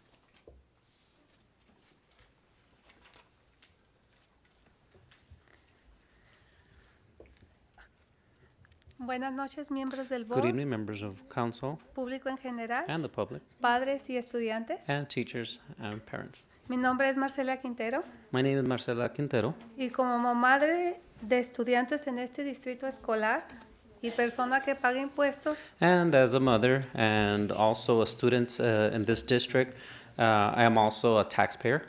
preocupada por la educación de mis hijos y de toda la comunidad, I'm concerned about the students and the whole community, vuelvo a tocar el tema de la medida M. and I'm just reiterating regarding Measure M, just pointing it out again. Que ustedes la promovieron hace 4 años Again, reiterating that you promoted this 4 years ago. y lo primordial era la alta tecnología para los estudiantes. The focus at that time, again, was high technology or high-tech equipment. La tecnología apenas llegó este año, And, well, this technology came this year, hace 2 semanas, 2 weeks ago, and y se estuvo dando varias pláticas en diferentes escuelas. there was several sessions at different schools regarding this new technology. En la preparatoria Moreno Valley de la high school, la señora Brown fue la que dio la plática sobre cómo se iba a tratar el problema de los Chromebooks. And particularly in Moreno Valley High School, the one that gave the session at that point was Mrs. Brown, and she was addressing the Measure M situation. Al preguntarles nosotros que por qué teníamos que pagar nosotros por la compostura o por la pérdida, si ya las computadoras están pagadas con los impuestos de la medida M, porque ustedes dijeron que las iban a regalar. So again, we were under the assumption that we were going to be receiving the tablets or the Chromebook. We just, some of us just asked Mrs. Brown, why the reason we had to pay for them, and they had said they would be free to us. Ella nos dijo que no sabía nada, que eso era problema del distrito, And y se portó de una manera muy grosera y muy poco profesional. and her response was very unprofessional. She didn't give a professional answer, and she said she didn't know anything about it. Ustedes saben que están violando el código 49010, donde dice que si los instrumentos de estudio son parte del currículum de los estudiantes, And again, you are violating in this point Article 49010, in which states that students, this is part of the curriculum. no hay que pagar porque no son propiedad de los estudiantes. And since this is not a possession or property that the students own, then they're not responsible for them. Yo les pregunto, doctor Quetzora, por ejemplo, las computadoras que aquí usan sus empleados y usted, supongo que tienen una garantía.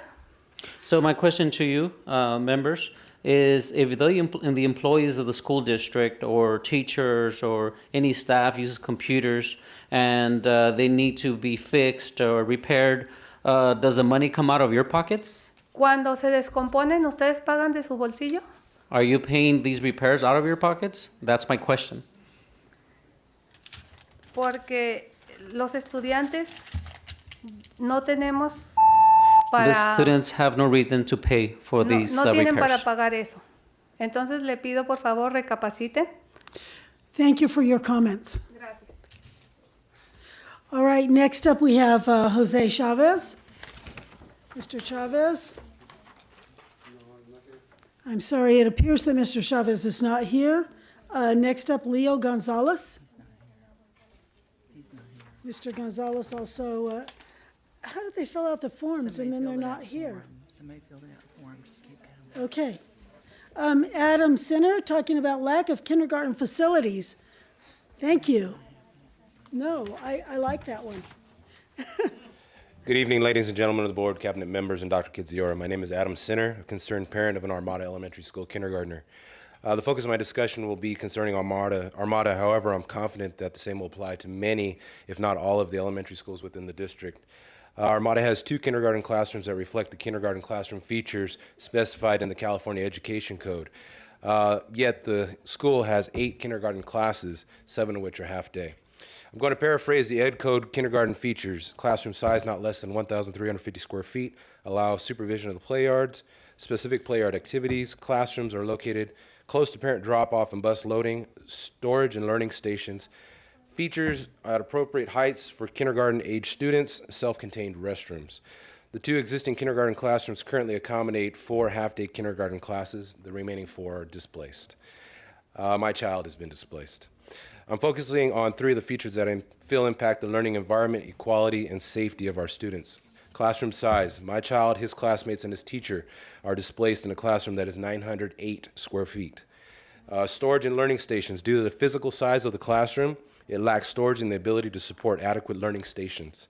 Self-contained restrooms. My 4-year-old child, now 5, has to leave his classrooms unattended, walk down to the end of the classroom wing to visit an exterior multi-user restroom that has adult-sized toilet fixtures. This is inadequate, unfair, and unsafe condition for our kindergartners. The district's strategic plan, priority number 2, discusses safety, yet this unsafe condition exists. Imagine my dismay when I heard the district was proposing full-day kindergarten district-wide. This is going to exaggerate the problem.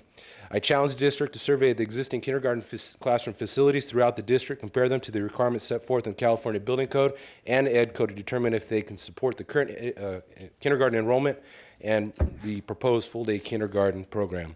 Please reconsider implementing the full-day kindergarten program until the facilities can be updated to successfully support the kindergarten program. Thank you. Thank you.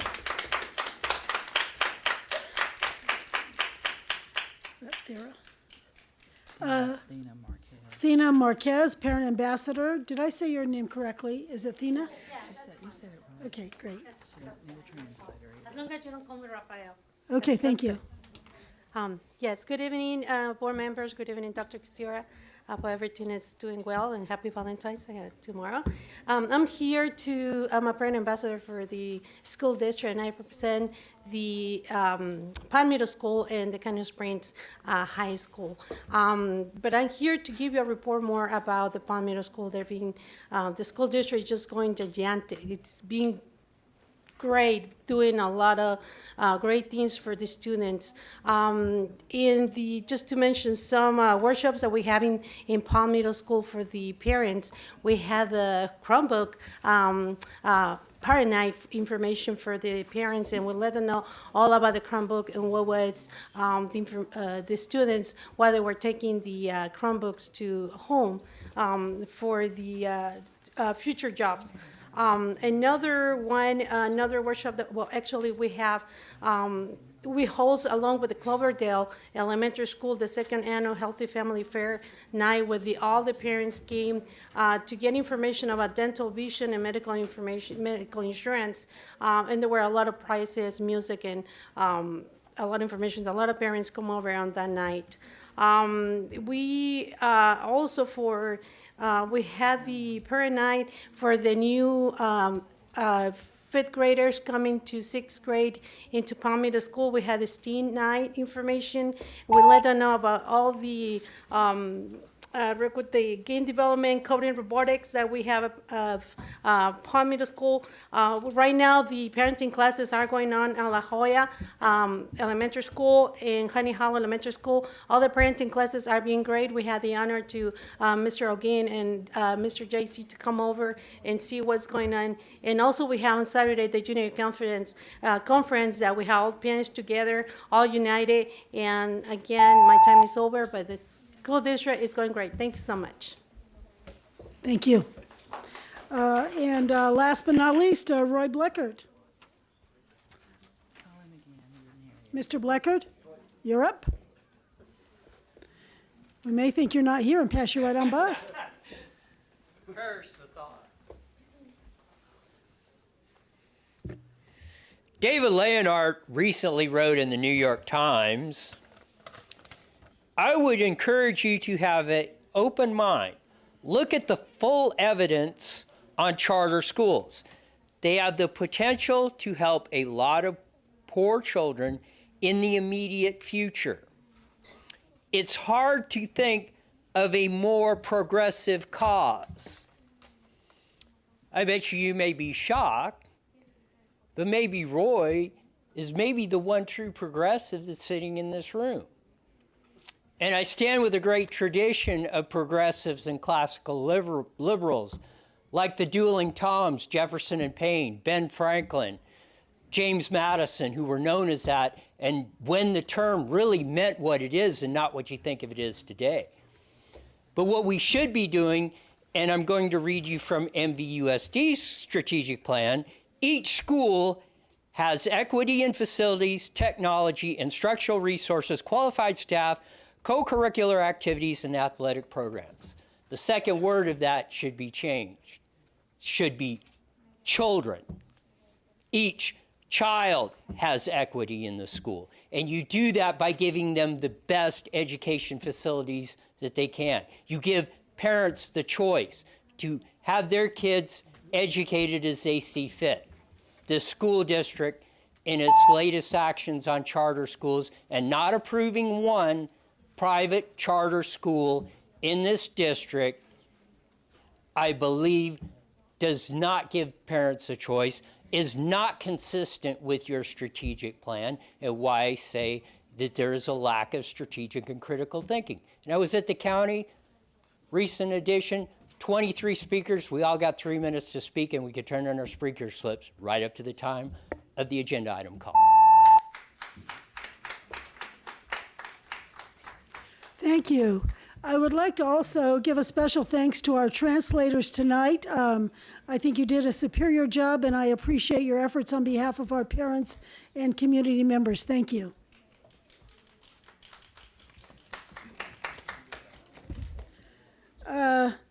Consent agenda, item G.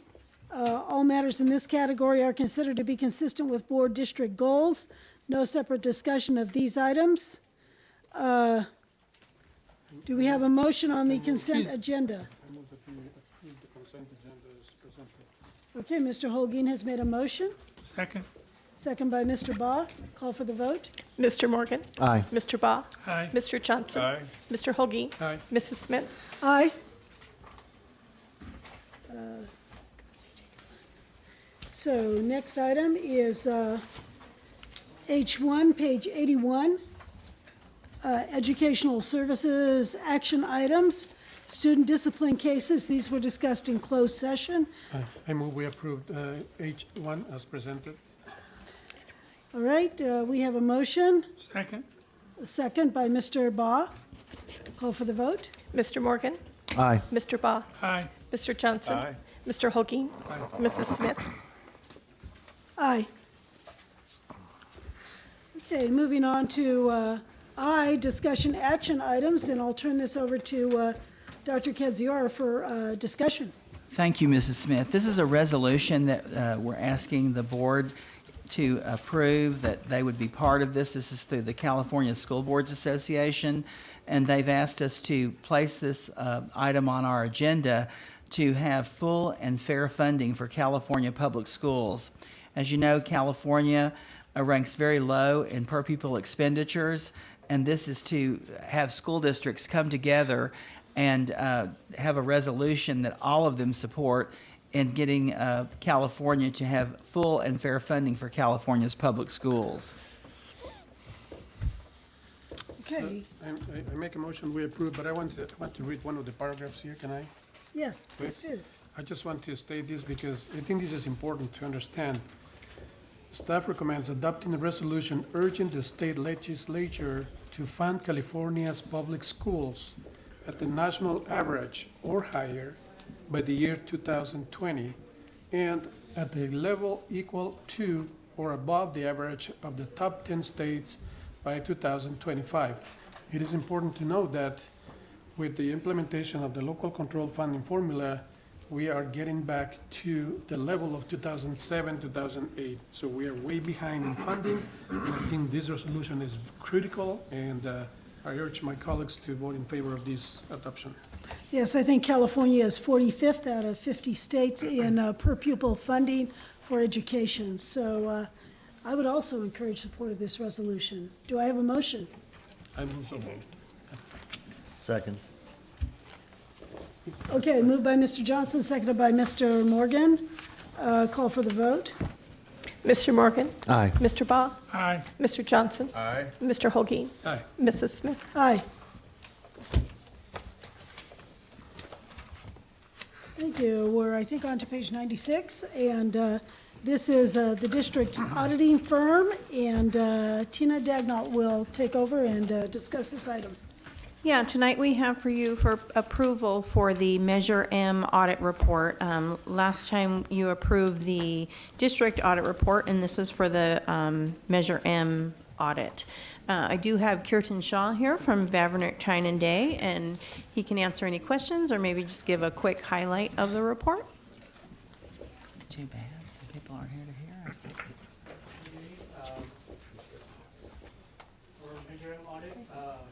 There's two parts to the audit, financial audit and performance audit. Do you all have a copy of the report in case you want to? So we'll start with page 2. That's our opinion on the Measure M audit. And our opinion was unmodified, which is the highest opinion we can give, a clean opinion.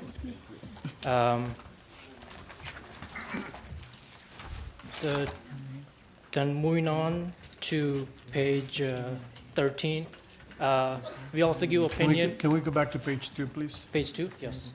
Page 2 and 3, can you please point out the opinion? I think that's the most important piece of the audit report, correct? Yes, we have three So- opinions throughout the What's the report. opinion? Can you talk about your opinion, please? The opinion? Yeah. It was unmodified. That means the overall numbers of the Measure M, we looked at them on sampling basis and we found no exceptions, no findings. Thank you. So it was unmodified, which is the highest opinion we can give out. Thank you.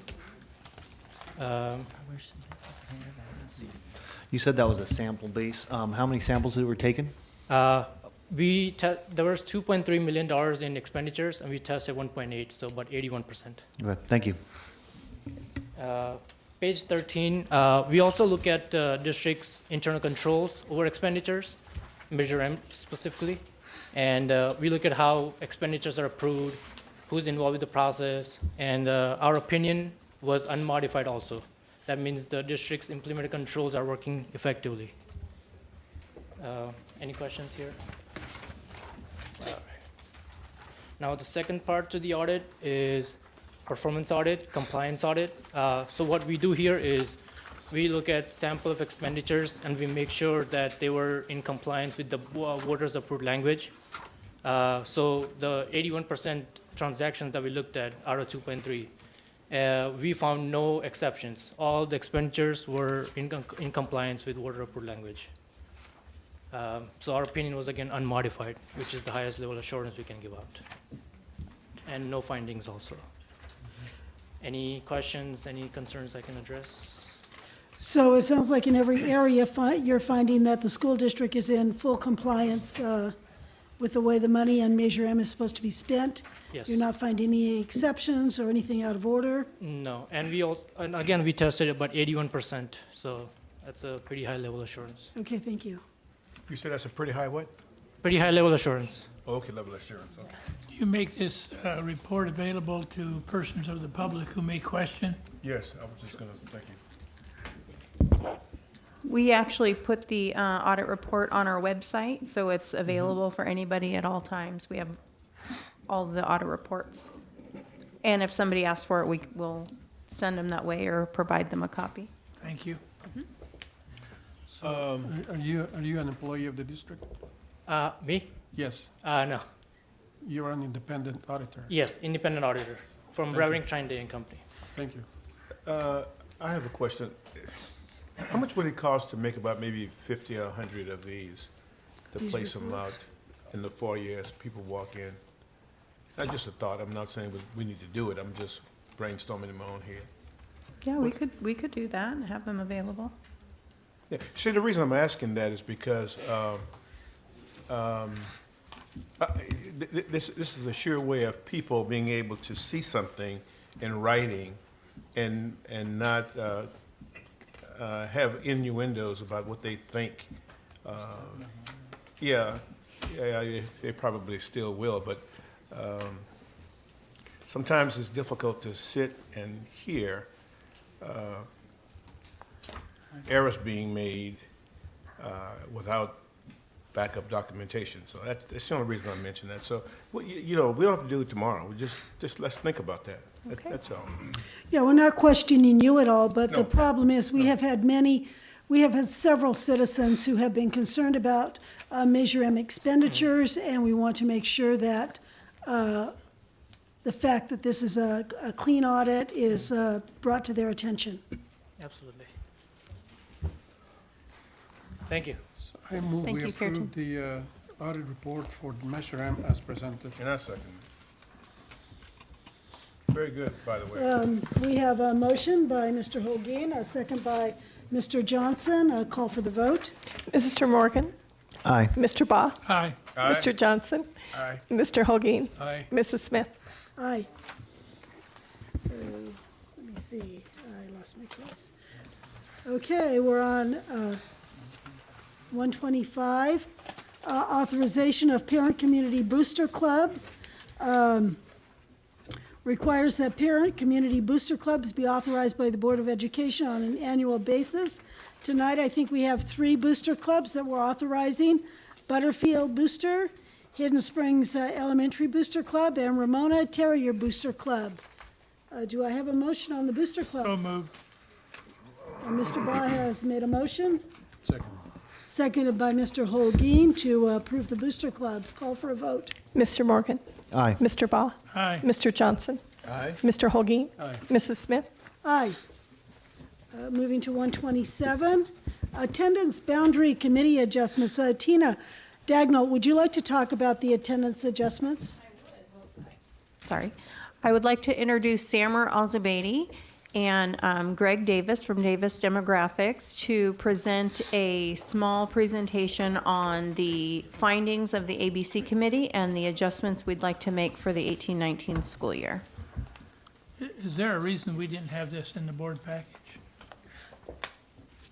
There is, because I was adjusting I was out of town, Mr. Baugh, and I look at everything before you see it, and I didn't have a chance to get it in there before Friday. Okay. So it was done afterwards, and I worked with Tina and Samer to do this, so I apologize. Okay. But these boundaries have been out there for a while, right? Yes. He's going to go through that, what they've done, and that will help. Board President Smith, respected board members, cabinet, respected community, good evening. My name is Samuel Zubaydi. I'm the Director of Facilities, and I'm honored to be here with you tonight to go over the proposed boundary changes for our school district for school year 2018-2019.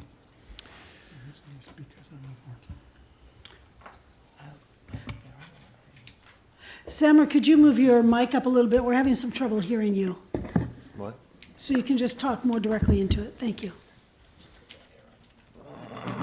The other might work better. Is this good? Yeah, that's good. Thank you. So, according to the regulation, administrative regulation 7111.1, Facilities Department formed and chaired a proposed boundary committee, and then we basically discussed the residential development and the area and the proposed and the projected enrollment. So we wanted to basically research the numbers of students and the capacity classroom capacity to relieve proposed. We tried to relieve the overcrowding for the school year 2018-2019. Therefore, we met and we had 4 meetings on November 9th, November 16, November 17, November 9, November 16, December 7, and December 11. And this is the committee that met, basically, and it's about 30 members.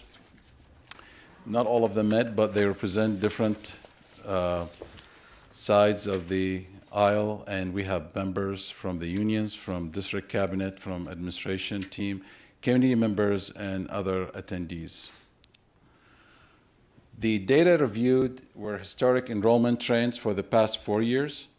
We had the projected enrollment for the next 3 years, and the resident students within school boundaries, the school classroom capacity, the educational programs, the residential development, the student generation factors, and the boundary adjustment scenarios. So we reviewed all these data, we reviewed them.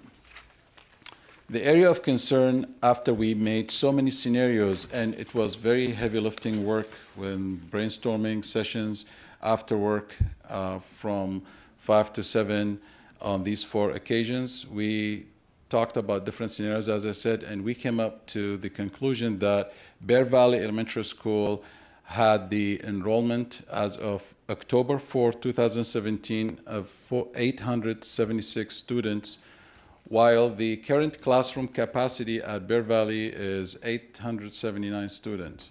So we are at capacity at that school site. We researched all the schools around it.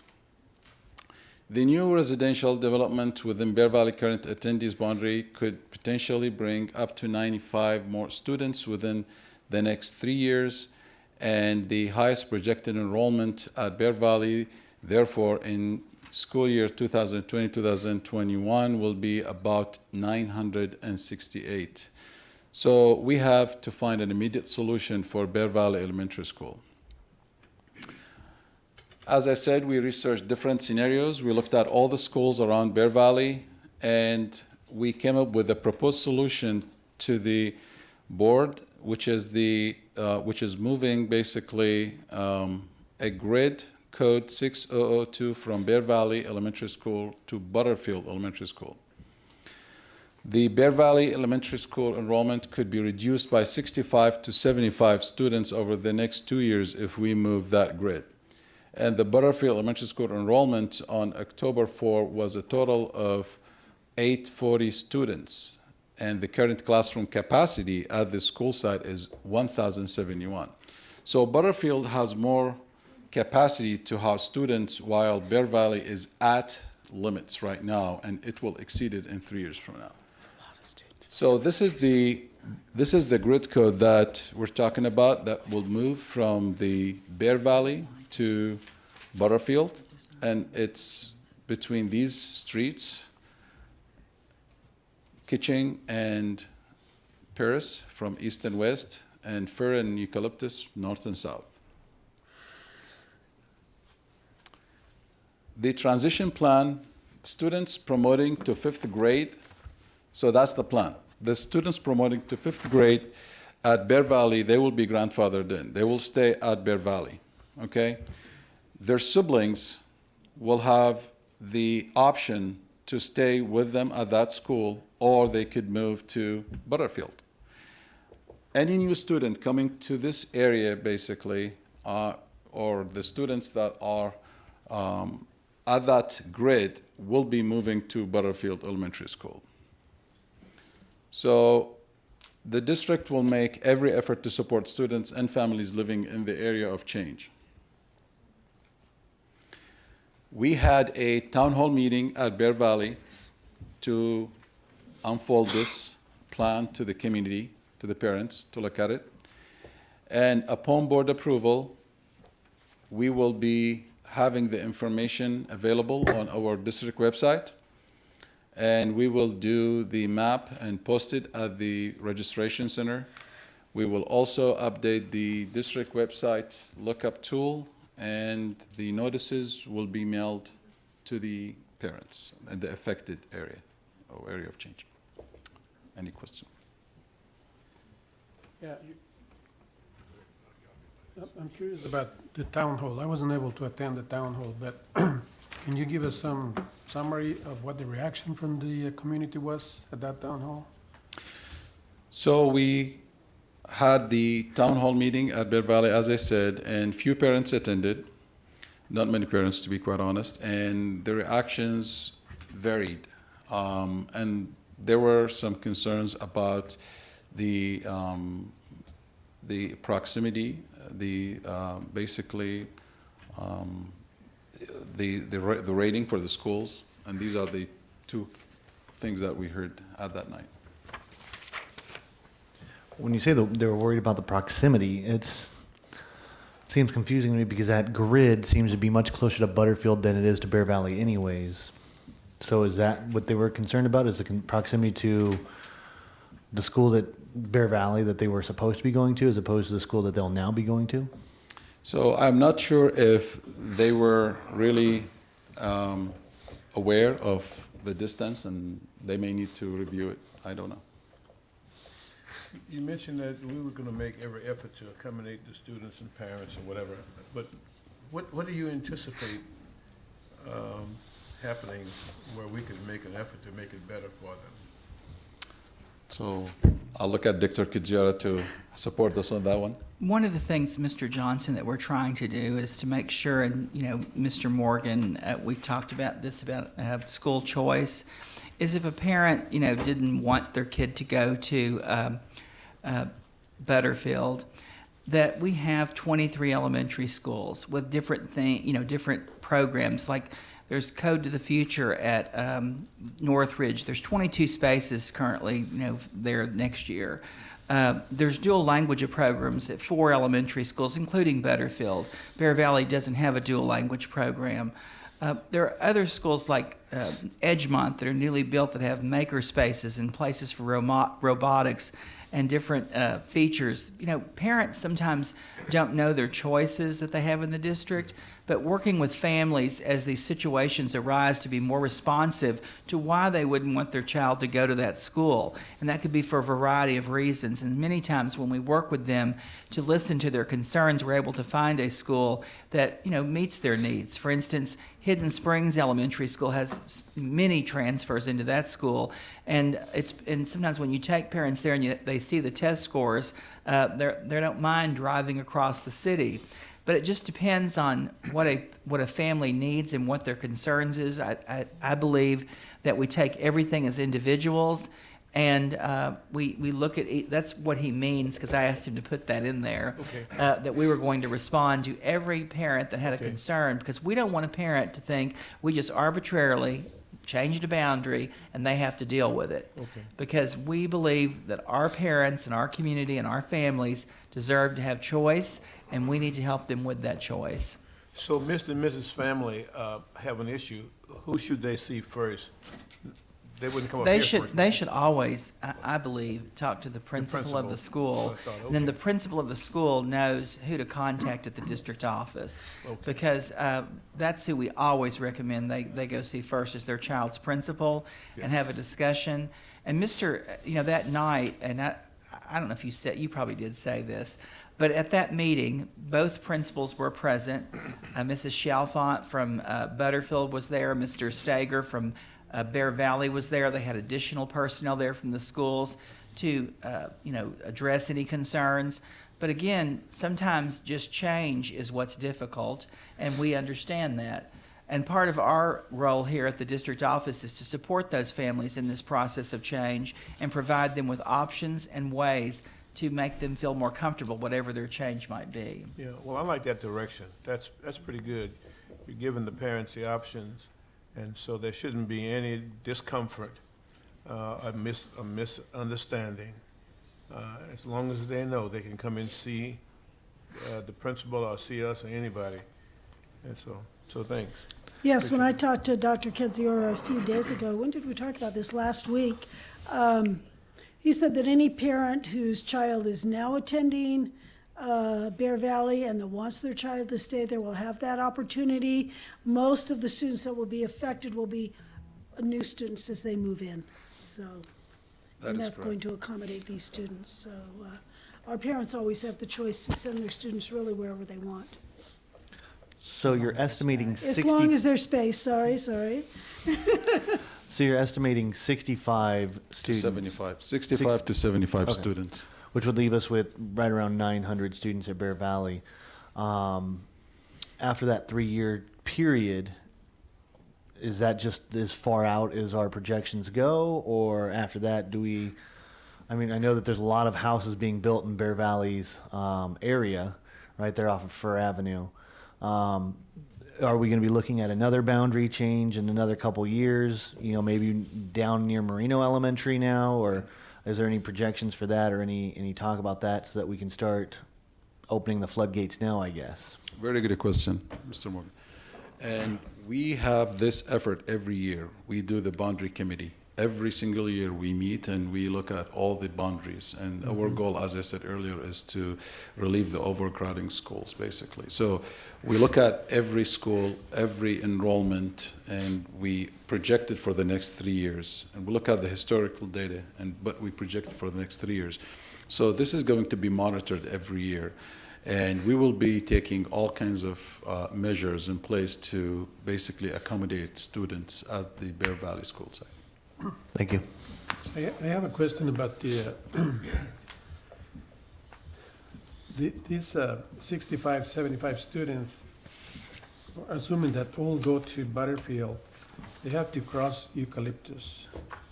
And that's, I don't know if that's considered a major avenue or not. There's a crossing guard there. That was my question. There are safety measures there for the students to cross? There's a crossing guard at that street. Okay. We will look into this and we'll let you know. The reason I'd asked the question earlier, where the information was that should be attached to this, is that I'd heard a rumor that Ridgecrest was going to have its boundaries changes. Was it looked at as well? We looked at all the schools. No, Mr. Vaughn, it was looked at, and they were looking at a boundary change for Ridgecrest and La Jolla, but I asked them not to do it because it wasn't necessary at this time. And they were doing it based on some future growth in the area, but I didn't see the need to do it right now to, upset anything in that area. I think doing this one, and we want to be, careful and cautious about boundary changes because we know that our parents get really attracted to the schools they attend.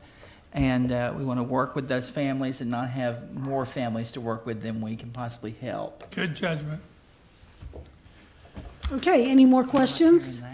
So, So I want to make a motion that we approve this, but just want to make sure that all the families that are going to be affected receive proper notifications and, information as much as they need. I mean, you already stated that, but I just want to make The sure. letters that are happens. prepared and we have drafted them. So we will send them through Ms. Maddox's office to the school site to be distributed to all the affected parents. Okay. I'll second your motion. okay, we have a motion to approve the boundary changes by Mr. Holguin, a second by Mr. Baugh. Call for the vote. Mr. Morgan? Aye. Mr. Baugh? Aye. Mr. Johnson? Aye. Mr. Holguin? Aye. Mrs. Smith? Aye. All right, we have page 128, 1.2.d, Resolution 2017-1845, approving the annual and 5-year reportable fees report for fiscal year 2016-2017 in compliance with Government Code Section 6606 and 66001. So, have any written comments been received from any person regarding the 2016-2017 annual and 5-year report? No. No. Should I have you discussing this more Sure. before I do my part? Go ahead. Sure. So this is a report that, an annual report that is required for any district that levies developer fees. And so this report shows how much fees have been collected for the year, as well as the, how the monies were spent, making sure that no general revenue purposes have been used. So the resolution and report is attached, and that's basically what it's showing. Okay, thank you. And we had one person who commented on this resolution, but we have already heard from them. Are there any other public comments on this resolution? Okay, we need a motion. I make the motion that we approve 2017-1845.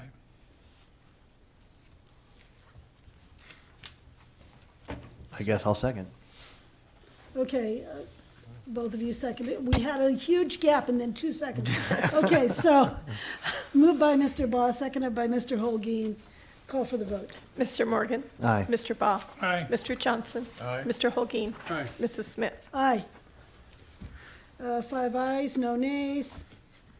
Moving on to page 142. Resolution 2017-1847, approving the formation of the Moreno Valley Unified School District Financing Authority. Tina, would you talk to us about this? I will. And Diane, did you have the copies of the powers agreement? That's the same one that they got It's the same one that they got earlier? Yes. Okay. So, this is a resolution to approve the formation of the Moreno Valley Financing Authority. As the CFD board, you approved this earlier. Now you need to approve this as the district board. We do have our financing team with us tonight if you have any questions.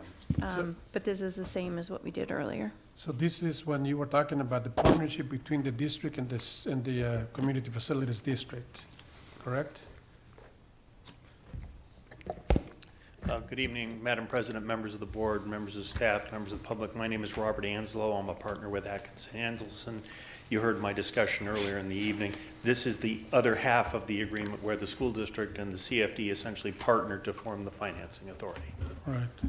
So we approved the CFDs. Yeah, the CFD has approved it. Now the school board needs to approve it on behalf of the school district. Okay. All right. So I move we approve this resolution. I second. Okay, moved by Mr. Holguin, seconded by Mr. Morgan.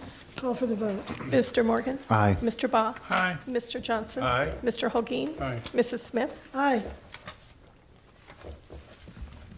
Moving on, I believe we're on page 150 now? Yes. Okay.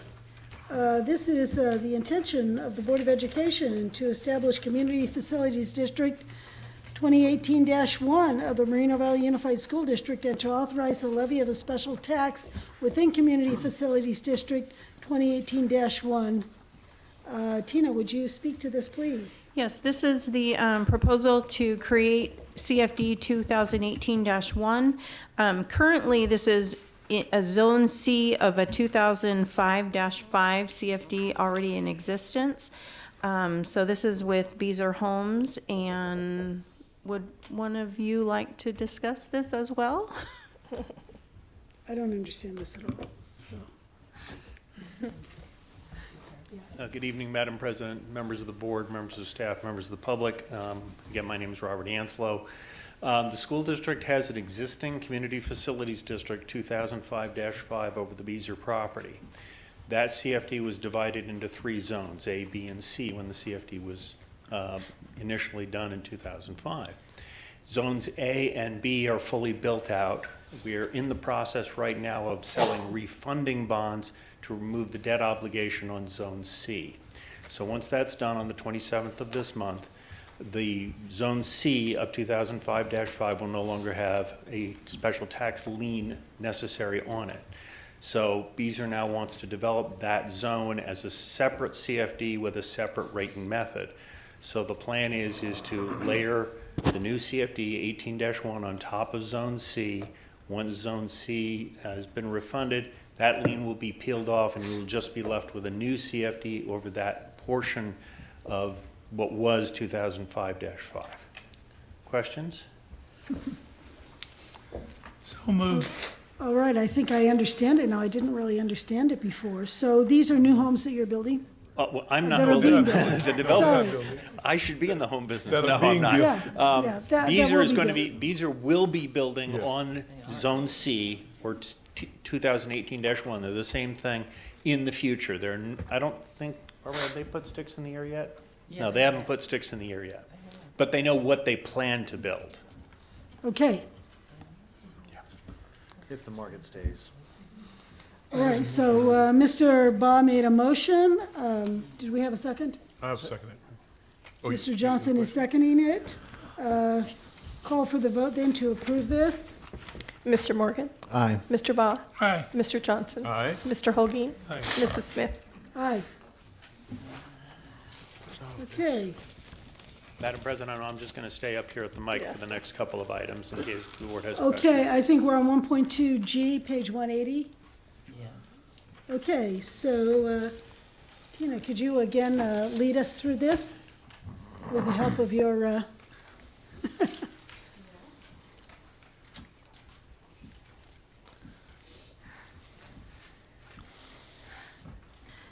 Okay, so this is the resolution to approve the intention for the board to incur bonded indebtedness in the aggregate principal not to exceed $20 million. So this is your approval for us to actually sell the bonds. Let me correct that. Yes. No, what we're doing here, this is the starting process for the CFD, which you just got done stating the intention to form. This is stating the intention to have the CFD authorize bonded indebtedness. The dollar amount of $20 million is much higher than the CFD is anticipated to actually sell, but something could happen. We just don't want the CFD to stumble over itself later on and not have a debt ceiling high enough. So this is the second part of forming the CFD. Plan to form it, plan to authorize a special tax, plan to authorize bonds. The hearing will be held on April 10th, at which point you'll hold the in-house election to authorize both the special tax and the bonded indebtedness. so then these bonds will be paid back by the people that buy these homes? Yeah, what will happen is if CFD 18-1 is formed, you will authorize a special tax. The special tax will only kick in once the homes are built and people move into them, so it's only on the developed homes. They'll be apprised of that. They'll get a special notice, what's called a white paper, saying this is your special tax. If you buy these homes, this is how much you'll pay. And you then use the special taxes to pay off the bonds for both the school district facilities and the water district facilities. So how long does this usually take the homeowner to pay? How long is this tax? The tax will depend on the term of the bonds. Typical bond term is 25 to 30 years, but that'll be negotiated with the developer. And about how much is this going to add to their monthly mortgage? I'm going to have Barb come up and answer that one, because I don't know the answer to that one.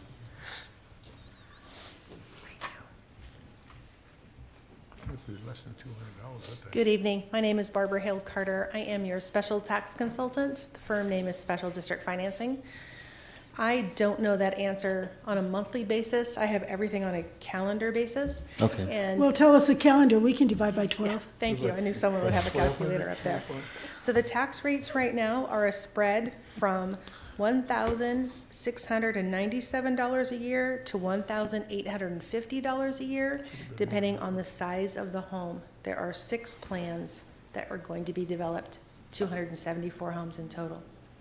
So it sounds like it will be less than $200 per house per month. Per month. One of the other things that we look at when we evaluate the reasonableness of those figures is the total tax burden. We look at what your total tax bill would be in relation to the value of your home. And the market, the bond market, the acceptableness from home buyer is typically a 2% threshold to say you would never want your tax burden to be over 2% of the value. With today's sales prices and the estimate of the tax bill, this CFD will be at 1.86%, a very respectable number, well below 2%. So does that include other bond issues that they, I mean, we already have some bonds out there. Utility So when we say taxes. 1.8%, does that include just this or the other bonds that are already out? It includes everything. School district, Riverside City Community College, EMWD, everything, other fixed charges. The city has a CFD. There is ENWD standby combined charges, community service districts. It's the City of Moreno Valley CFD number 1, neighborhood park maintenance, Riverside County flood control. I look at everything that could be on your tax bill. Okay, sounds good. I Any other recommend questions? that we approve Resolution 2017-18-50. All right, we have a motion. Do we have a second? We have a second from Mr. Holguin. Call for the vote. Mr. Morgan? Aye. Mr. Baugh? Aye. Mr. Johnson? Aye. Mr. Holguin? Aye. Mrs. Smith? Aye, 5 ayes, no nays. Motion carries. Move over to page 186. This is ordering the recording of a boundary map of the proposed Community Facilities District 2018-1. So, Mrs. Dagnall, could you talk So about this- the map again? This is the final resolution tonight for CFD 2018-1, and it, as it says, just ordering the recording of the boundary map of the proposed CFD. Madam President, this step is required under the Melrose Act in order to lay out the territory so people can see it in advance of the public hearing in April. Okay, I So- move we approve this resolution. I recommend it. Okay, we have a motion to approve this resolution to approve the map. Second. Seconded by Mr. Baugh. Call for the vote. Mr. Morgan? Aye. Mr. Baugh? Aye. Mr. Johnson? Aye. Mr. Holguin? Aye. Mrs. Smith? Aye. Thank you, Madam President. Okay. Discussion action on human resources, is that where we are, page 195? Dr. Verde, we'll turn it over to you. Thank you, Ms. Smith. This item is actually one that we've brought to the board the last 4 years. It is called the INSIP, the Early Notification of Separation Incentive Plan, and it incentivizes certificated staff that meet certain requirements to notify the district of their intention to retire or separate from the district. And if they do so by a certain deadline, in this case, it's March the 16th, they will be eligible to receive a $1,500 bonus. What this actually facilitates for the district is, as we get into recruiting season and staffing, still really motivated by the teacher shortage in this state, we can get out in front of certain vacancies, most notably in math, science, and special ed. So we ask the board to approve this memorandum of understanding that we have had a conversation with MVEA about in order to get ahead of staffing and offer this bonus to teachers that are separating from the district. And in most cases, they are retiring from the district. Okay, do I have a motion? I move. Second. Motion by Mr. Morgan, seconded by Mr. Baugh. Call for the vote. Mr. Morgan? Aye. Mr. Baugh? Aye. Mr. Johnson? Aye. Mr. Holguin? Aye. Mrs. Smith? Aye. Vote carries, 5 ayes, no nays. I have page 198 next, or are you on 198? Revised management job description. Is there anything to vote on this, or? Not on this one, Ms. Smith. This is just an acknowledgement of an additional requirement for the district patrol officer position. And what? It's what additional thing are you the putting? change in the job description that we've negotiated with the association and of course with Mr. Scott, our director of safety and security. asks that our district patrol officers now be required to possess a valid post-level 1 module certificate. Basically, it's adding a certain set of skills, customer service, more protection for our employees because these folks will have these skills, and it also will reduce a level of liability for our employees in this position. I don't know if Mr. Scott wants to touch on anything else, unless I covered it all. I covered it all, he says. I would, the last sentence there in the summary, we can reduce negative liability, provide better customer service, Yes. better protection of our employees and students. Correct, and our students, I absolutely. noticed that when I read you talked about the students in the job description, thank goodness, but we need to focus on protecting our students as well as our employees. Correct.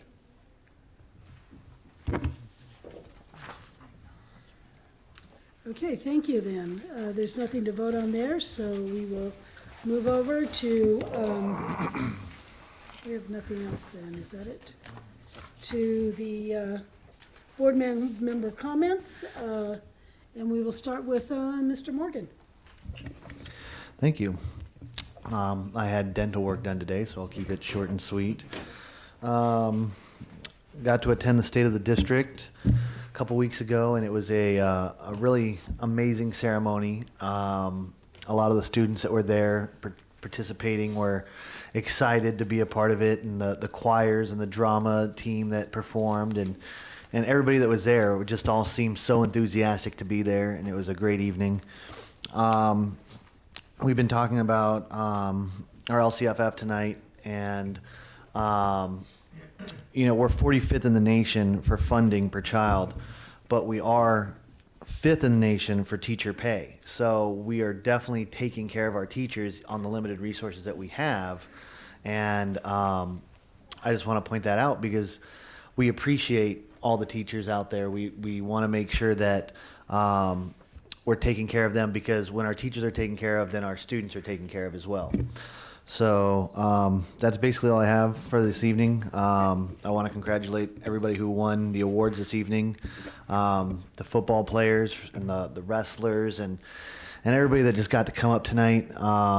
They're all, not only are they great athletes, but they've even pointed out they're great students, with their 4.0s and 3.5s and that's what the real goal is. And we use athletics to improve academics, and that is proof right there that that's what we're doing in this district. So I want to, give a kudos for that, and that's all I have to say. On Thursday night at 7 o'clock, I'll be at Valley View High School seeing our girls' team beat, what is it, Oak? Great Oak, yes. They're going to be less than Great Oak after we're done. And then some comments that came from the public tonight, especially concerning the Chromebooks. I think it would have been prudent. I know we have the response to the public comments in the next board meeting, but I would have liked to have seen the fact that we'd already changed that contract. We'd already solved that problem. So we were beating the bushes about nothing that has not already been resolved. So I think on occasion, we need to respond when we've already responded. So whatever that's worth. That's all I have to say. Oh, and I enjoyed the Unity Conference. I was pleased that we had 1,000 people that were there. We set the standard for other school districts to engage the public, the parents, and the students, and I'm grateful for that.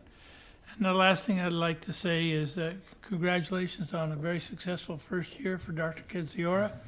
I enjoyed very much your celebration that you had on Monday a week ago, and want you to stay until you die. Many years from now. Many years from now, yes. Yeah, 50 years from now. Well. Except for that big one. Yeah. You done? Done. Oh, okay. Then I'll pick up right where he left off, because I wrote some things too about Dr. K. Congratulations for completing a very successful 1 year as the superintendent. But ever since you've been here, I know you worked hand in hand with Dr. White.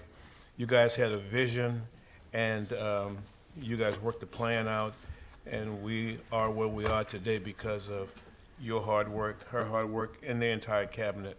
Even though some of the folks changed, I think the concepts were the same.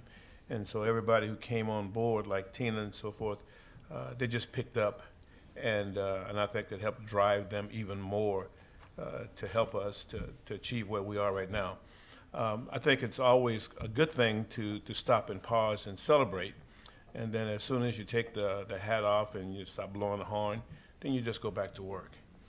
And since we're talking about congratulations, congratulating people, this is for the public, really. I pointed out Justin Keeling on purpose. I brought him up to the front so everybody could see him. You probably wondered why. He's my size. You got to ask yourself, how does a young man with a small stature like that can carry the ball as many times as he carried that football and gain as many yards as he gained? Well, some people might say, well, he had a good line. Yes, he did. He had a few good linemen, but they weren't like Tyron Smith. If you don't know who Tyron Smith is, he went to Rancho Verde. He's about 6'7", and he's a little over 300 pounds, and he plays with Jesus' pro team, the Dallas Cowboys. But the reason I mentioned that is he did not have linemen that big. That guy happened to go to Rancho Verde. But Justin Keeling is a great athlete. Now, the reason I bring that up, too, is because I have two examples. Sometimes people want to take their kids out of this district and send them to a place where there's a name.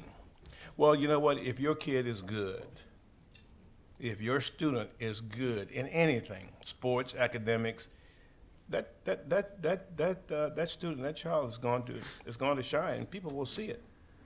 We saw it in Justin Keeling. I don't know how many of you guys attended that game. I mean, the games that they played, but Justin Keeling, he's a very bashful kid, but he's very, very, very powerful. The coach has done a wonderful job. So I guess what I'm saying is, if your kids go to school here, leave them here. Let them stay and make our schools even better than what they are. Let me give you two examples of why I'm saying that. I met with Dr. Ketziora and two different families on two different occasions. And neither one of these kids were going to our schools in our district. They were going someplace else. But Dr. Ketziora took the one lady around the different schools, and she worked here in the community. But she told him, I'm transferring my kid to your district next year. Another lady, her kid, I'm not going to say who it is, but her kid, they sat right in front of us. Very bright young lady. He will tell you the same thing. They came in somewhat embarrassed, somewhat angry because they knew that their kids should be going to school here in our district because of the wonderful things that we're doing, but her kid went someplace else. But when she left their office, she said, my daughter, we're transferring, we're going to be going to high school in Moreno Valley Unified. Now, why am I saying that? It's because stop trying to chase. Help us to even get better than what we are today. We've got the staff, we've got the people, we've got the teachers, and we had a teacher, was it 2 weeks ago, Dr. K, that talked about the kids who wanted to sit in the back seat, or in the back row, wanted to hide, didn't want to be seen. And in the old days, they would allow that kid to do that. And then, they may get a D, may get a C, and pass, who knows. But this one teacher told us about that, and she told him, I am not going to allow you to disengage yourself from the rest of the class. I think with that type of dedication, that's what's making us better. We have teachers just like that. We're not going to allow a student to just fade away so they won't be seen, and then therefore they don't have to do the work. Everybody's going to be held accountable. So I think this is a great district. Thank you again, for what you guys have been doing to help turn this thing around. We still have work to do, but you have to stop and celebrate. I wrote on here, pause to celebrate your achievements. Think about where you're going and think about how you're going to get there. Those are some of the key things that we should always do. But you have to stop and celebrate. You just can't keep pushing and pushing and pushing. You have to commend yourself and commend those folks that work for you for doing a great job for our students. One of the other things that you guys have heard tonight, or maybe you heard it before, you know, we're going to start the full kinder coming pretty soon. So we're going to try to accommodate people. If you want to go to a different school and you don't want to go to the school right next door to your house, we've got folks that's going to help you to get your student to the school that you would like for them to go to. In the past, we said, okay, this is where you live, this is where you've got to go. We've kind of like changed that a little bit, and we're allowing people to make those changes. We want the students of Moreno Valley to stay right here in Moreno Valley.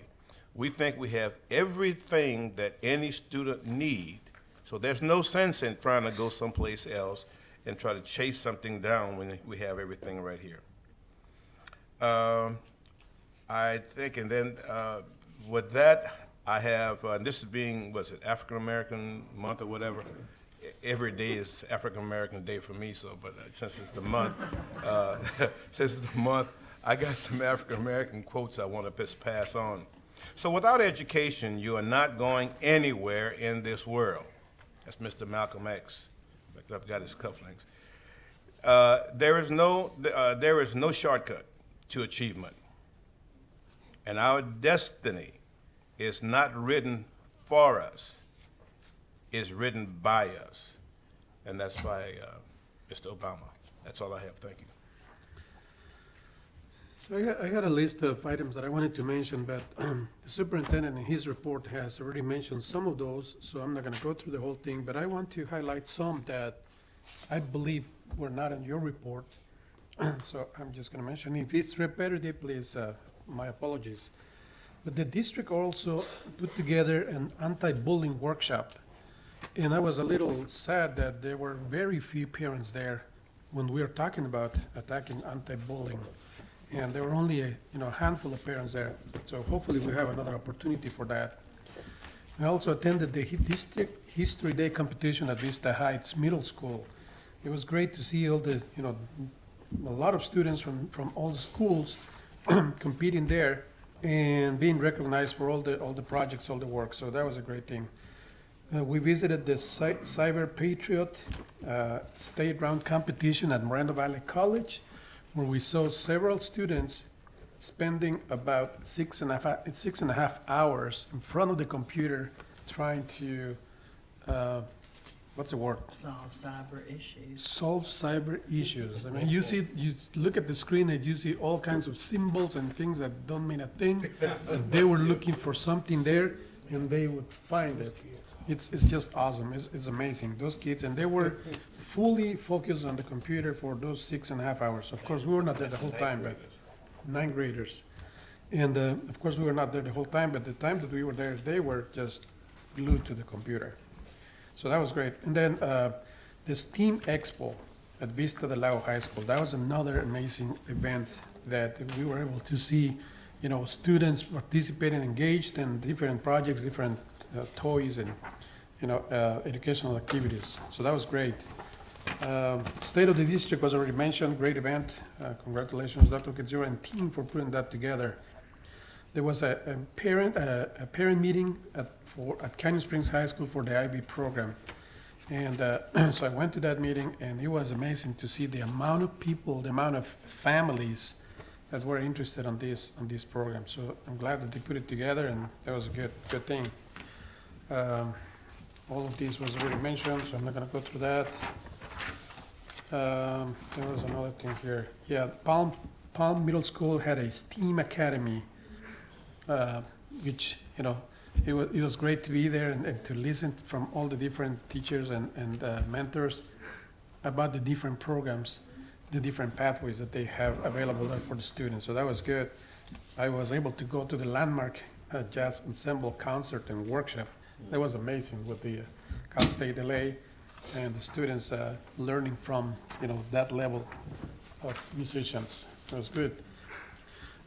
Last Friday, I was able to attend a lunch with the Riverside County Office of Education Adult Education Consortium. This was a whole-day event. They had several workshops talking about the adult education, the benefits and the struggles, and the different areas that adult education benefits the families, the students, and all that.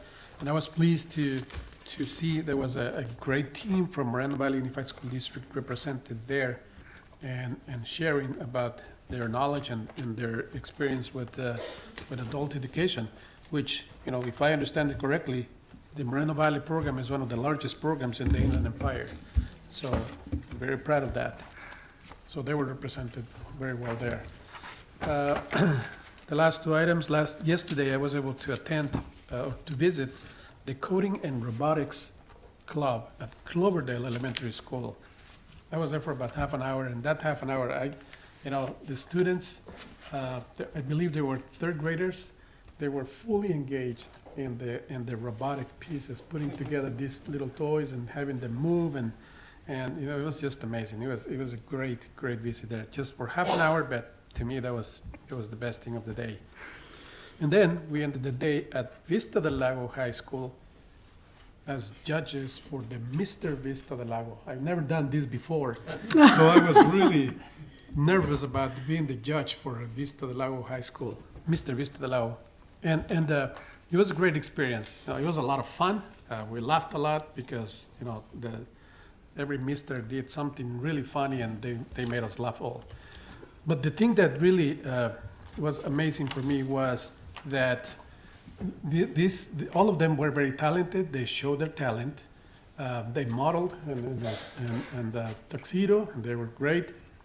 But then they had to answer a question, and they had to make some statements. And some of the statements that they made, they really touched into internal family, personal issues that they had struggled. Some of them had struggled over the years to get to where they are now. And how they have learned from those experiences and how they are preparing themselves for the future.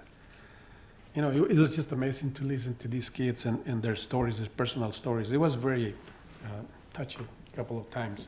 So the whole thing, it was great. It was fun. It was a little sentimental, but it was a great event. So I want to say thank you to the Vista del Lago High School team for putting that together, because it was an excellent experience. It was a 3-hour deal. You didn't feel the 3 hours. It was like I was there for 1 hour, but at the end, it had been 3 hours there just because, observing these kids doing what they were doing. So it was an amazing thing. So that's what I have, because all the other events that I attended, Dr. Katsura had already mentioned. But I just want to say there continues to be a lot of activity in the district for all levels, for parents, for students. The Equity Institute continues to be a tremendous success. I wasn't able to come to the second session, but I heard it was a tremendous success because of the speaker, who was the same speaker that we heard at the Unity Conference, and putting the material together specifically for principals here, specifically for parents over there, and it was just amazing to hear that. And the LCAP meeting, another amazing meeting yesterday, with the participation from the community and the input and the energy in the room. It was great. So a lot of things happening. So and lastly, congratulations, Dr. Katsura, for the 1 year. Looking forward to many more with you as the lead of this great district. Thanks so much. All right. I too would like to congratulate Dr. Kadziora on the completion of one successful year with Moreno Valley Unified School District. I don't think anyone will argue with me when I say Dr. White is a tough act to follow. And to have to step into her shoes was not easy, I'm sure. And he has done just a tremendous job and has led this district even one step further, always a little further, a little better, every day improving. I had knee surgery. People ask me, how is your knee doing? I say every day a little better. That's what I feel like with our district, every day a little better. Every week something new, things things are getting better all the time, and I'm happy and proud to be part of Moreno Valley Unified School District. I too went to the State of the District. It is amazing the number of things that are going on in our district. I think I said this before. I took my daughter with me who works for the district, and she was surprised at some of the things. She said, there's so much going on that I didn't even know about. So even the people that work here don't know all of the great things that are going on in Moreno Valley Unified School District. It's just one thing after another, and student achievements were honored, and teachers were honored, and it was just a great night. I also went to the Unity Conference. People were lined up for breakfast, I think, for the entire time. I never saw any time when people weren't lined up for breakfast, so that's great. And I hope if they ate breakfast and they liked it, they went back and got in line again. Because, you know, it was great to be able to have all of those parents and community members there, all of those workshops where people presented things of use to our parents. I think I was with Mr. Holguin and hearing Mr. Howard's presentation. He was so terrific. I said to Dr. Kedzior, every parent in our district needs to hear him. And he said, we're trying to get him out to more people. I gave 7 tips for parenting. One of them was limit the time your child spends on electronic devices and social media. I'm not going to give all 7 tips tonight, but I think that was a good one.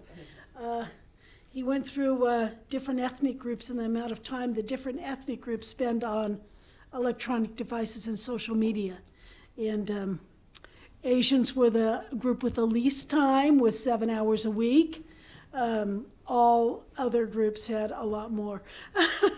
So I think that's one way, and there were other workshops that parents could get a lot out of. So I hope that parents really went and made use of that time and learned from the people and the presenters that were there.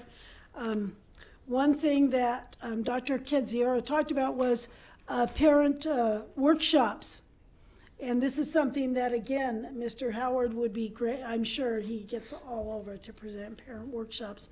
But it's something that I really believe in. I don't think there's any parent that can say, I'm the perfect parent. There's nothing more I have to learn about it. If that person exists, I don't think I know them, because everybody can always learn something. Whether you're parenting a 2-year-old or parenting a teenager, there is always more information out there and more things that you can learn and things that maybe you haven't thought of doing with your child. So I'm glad that we're offering parent workshops for our parents, because I think that there's a lot of good information out there. And Dr. Kedziora mentioned the annual reading festival at the mall on February 24th. I look forward to being there again.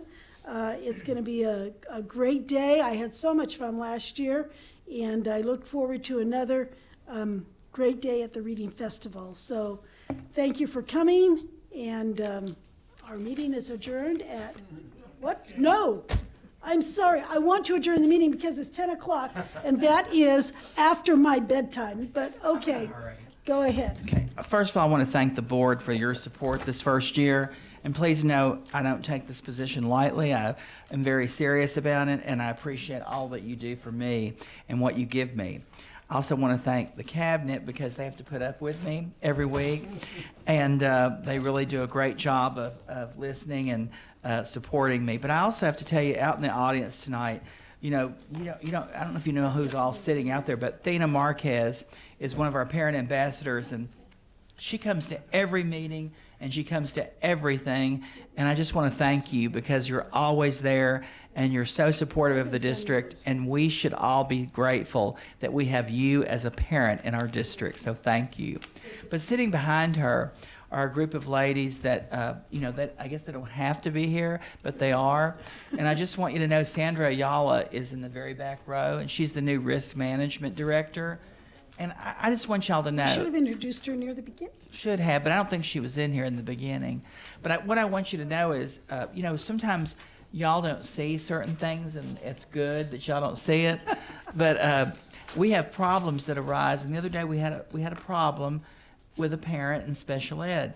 Now, I just have to tell you, her response to this problem was I appreciated it because she called the parent, she works with them, and I just think she is a parent herself in our district, and she really goes above and beyond. So thank you, Sandra Ayala.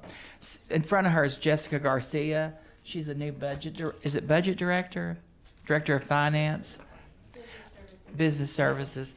Now I just want y'all to know, when I first came here, I did not want to go into business services. I used to say, if I can avoid it, I will.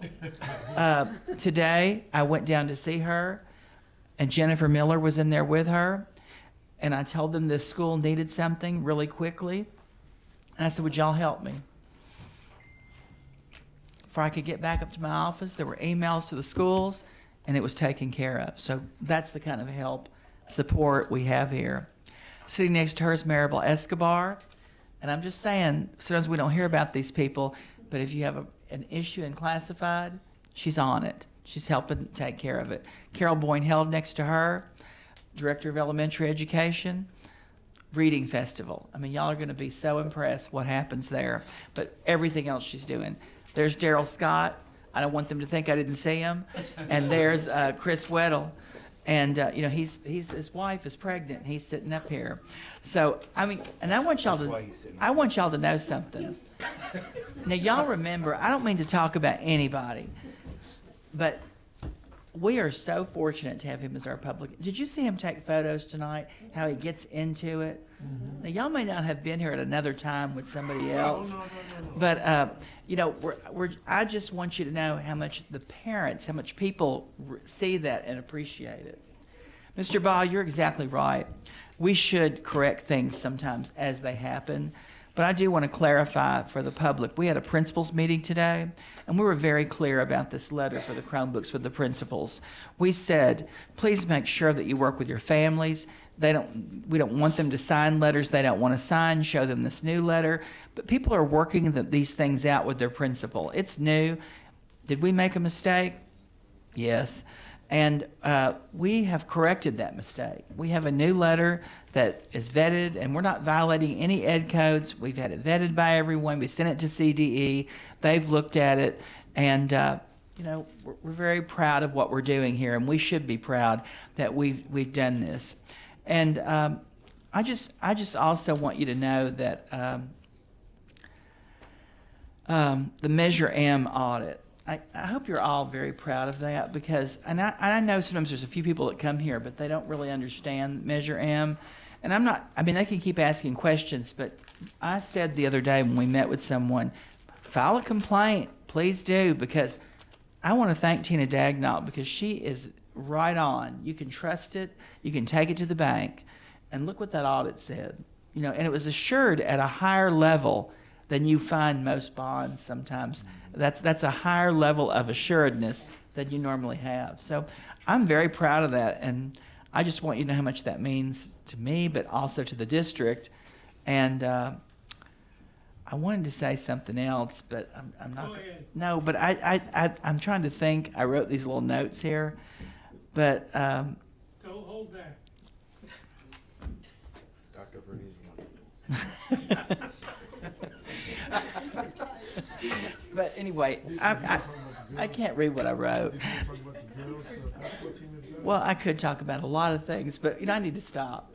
So I just want y'all to know, happy Valentine's Day. I left something for you, but also I want you to know today was Mardi Gras in New Orleans, and people celebrated that. And LaToya Brown is from New Orleans, and I have friends there, and I played a little tape for Mardi Gras. And tomorrow's Ash Wednesday. So I just want y'all to know that we're very proud of the district, and we're proud to be here, and thank you for letting us work here. Thank you. All right. Thank you so much, and we are adjourning at 10:06. Thank you.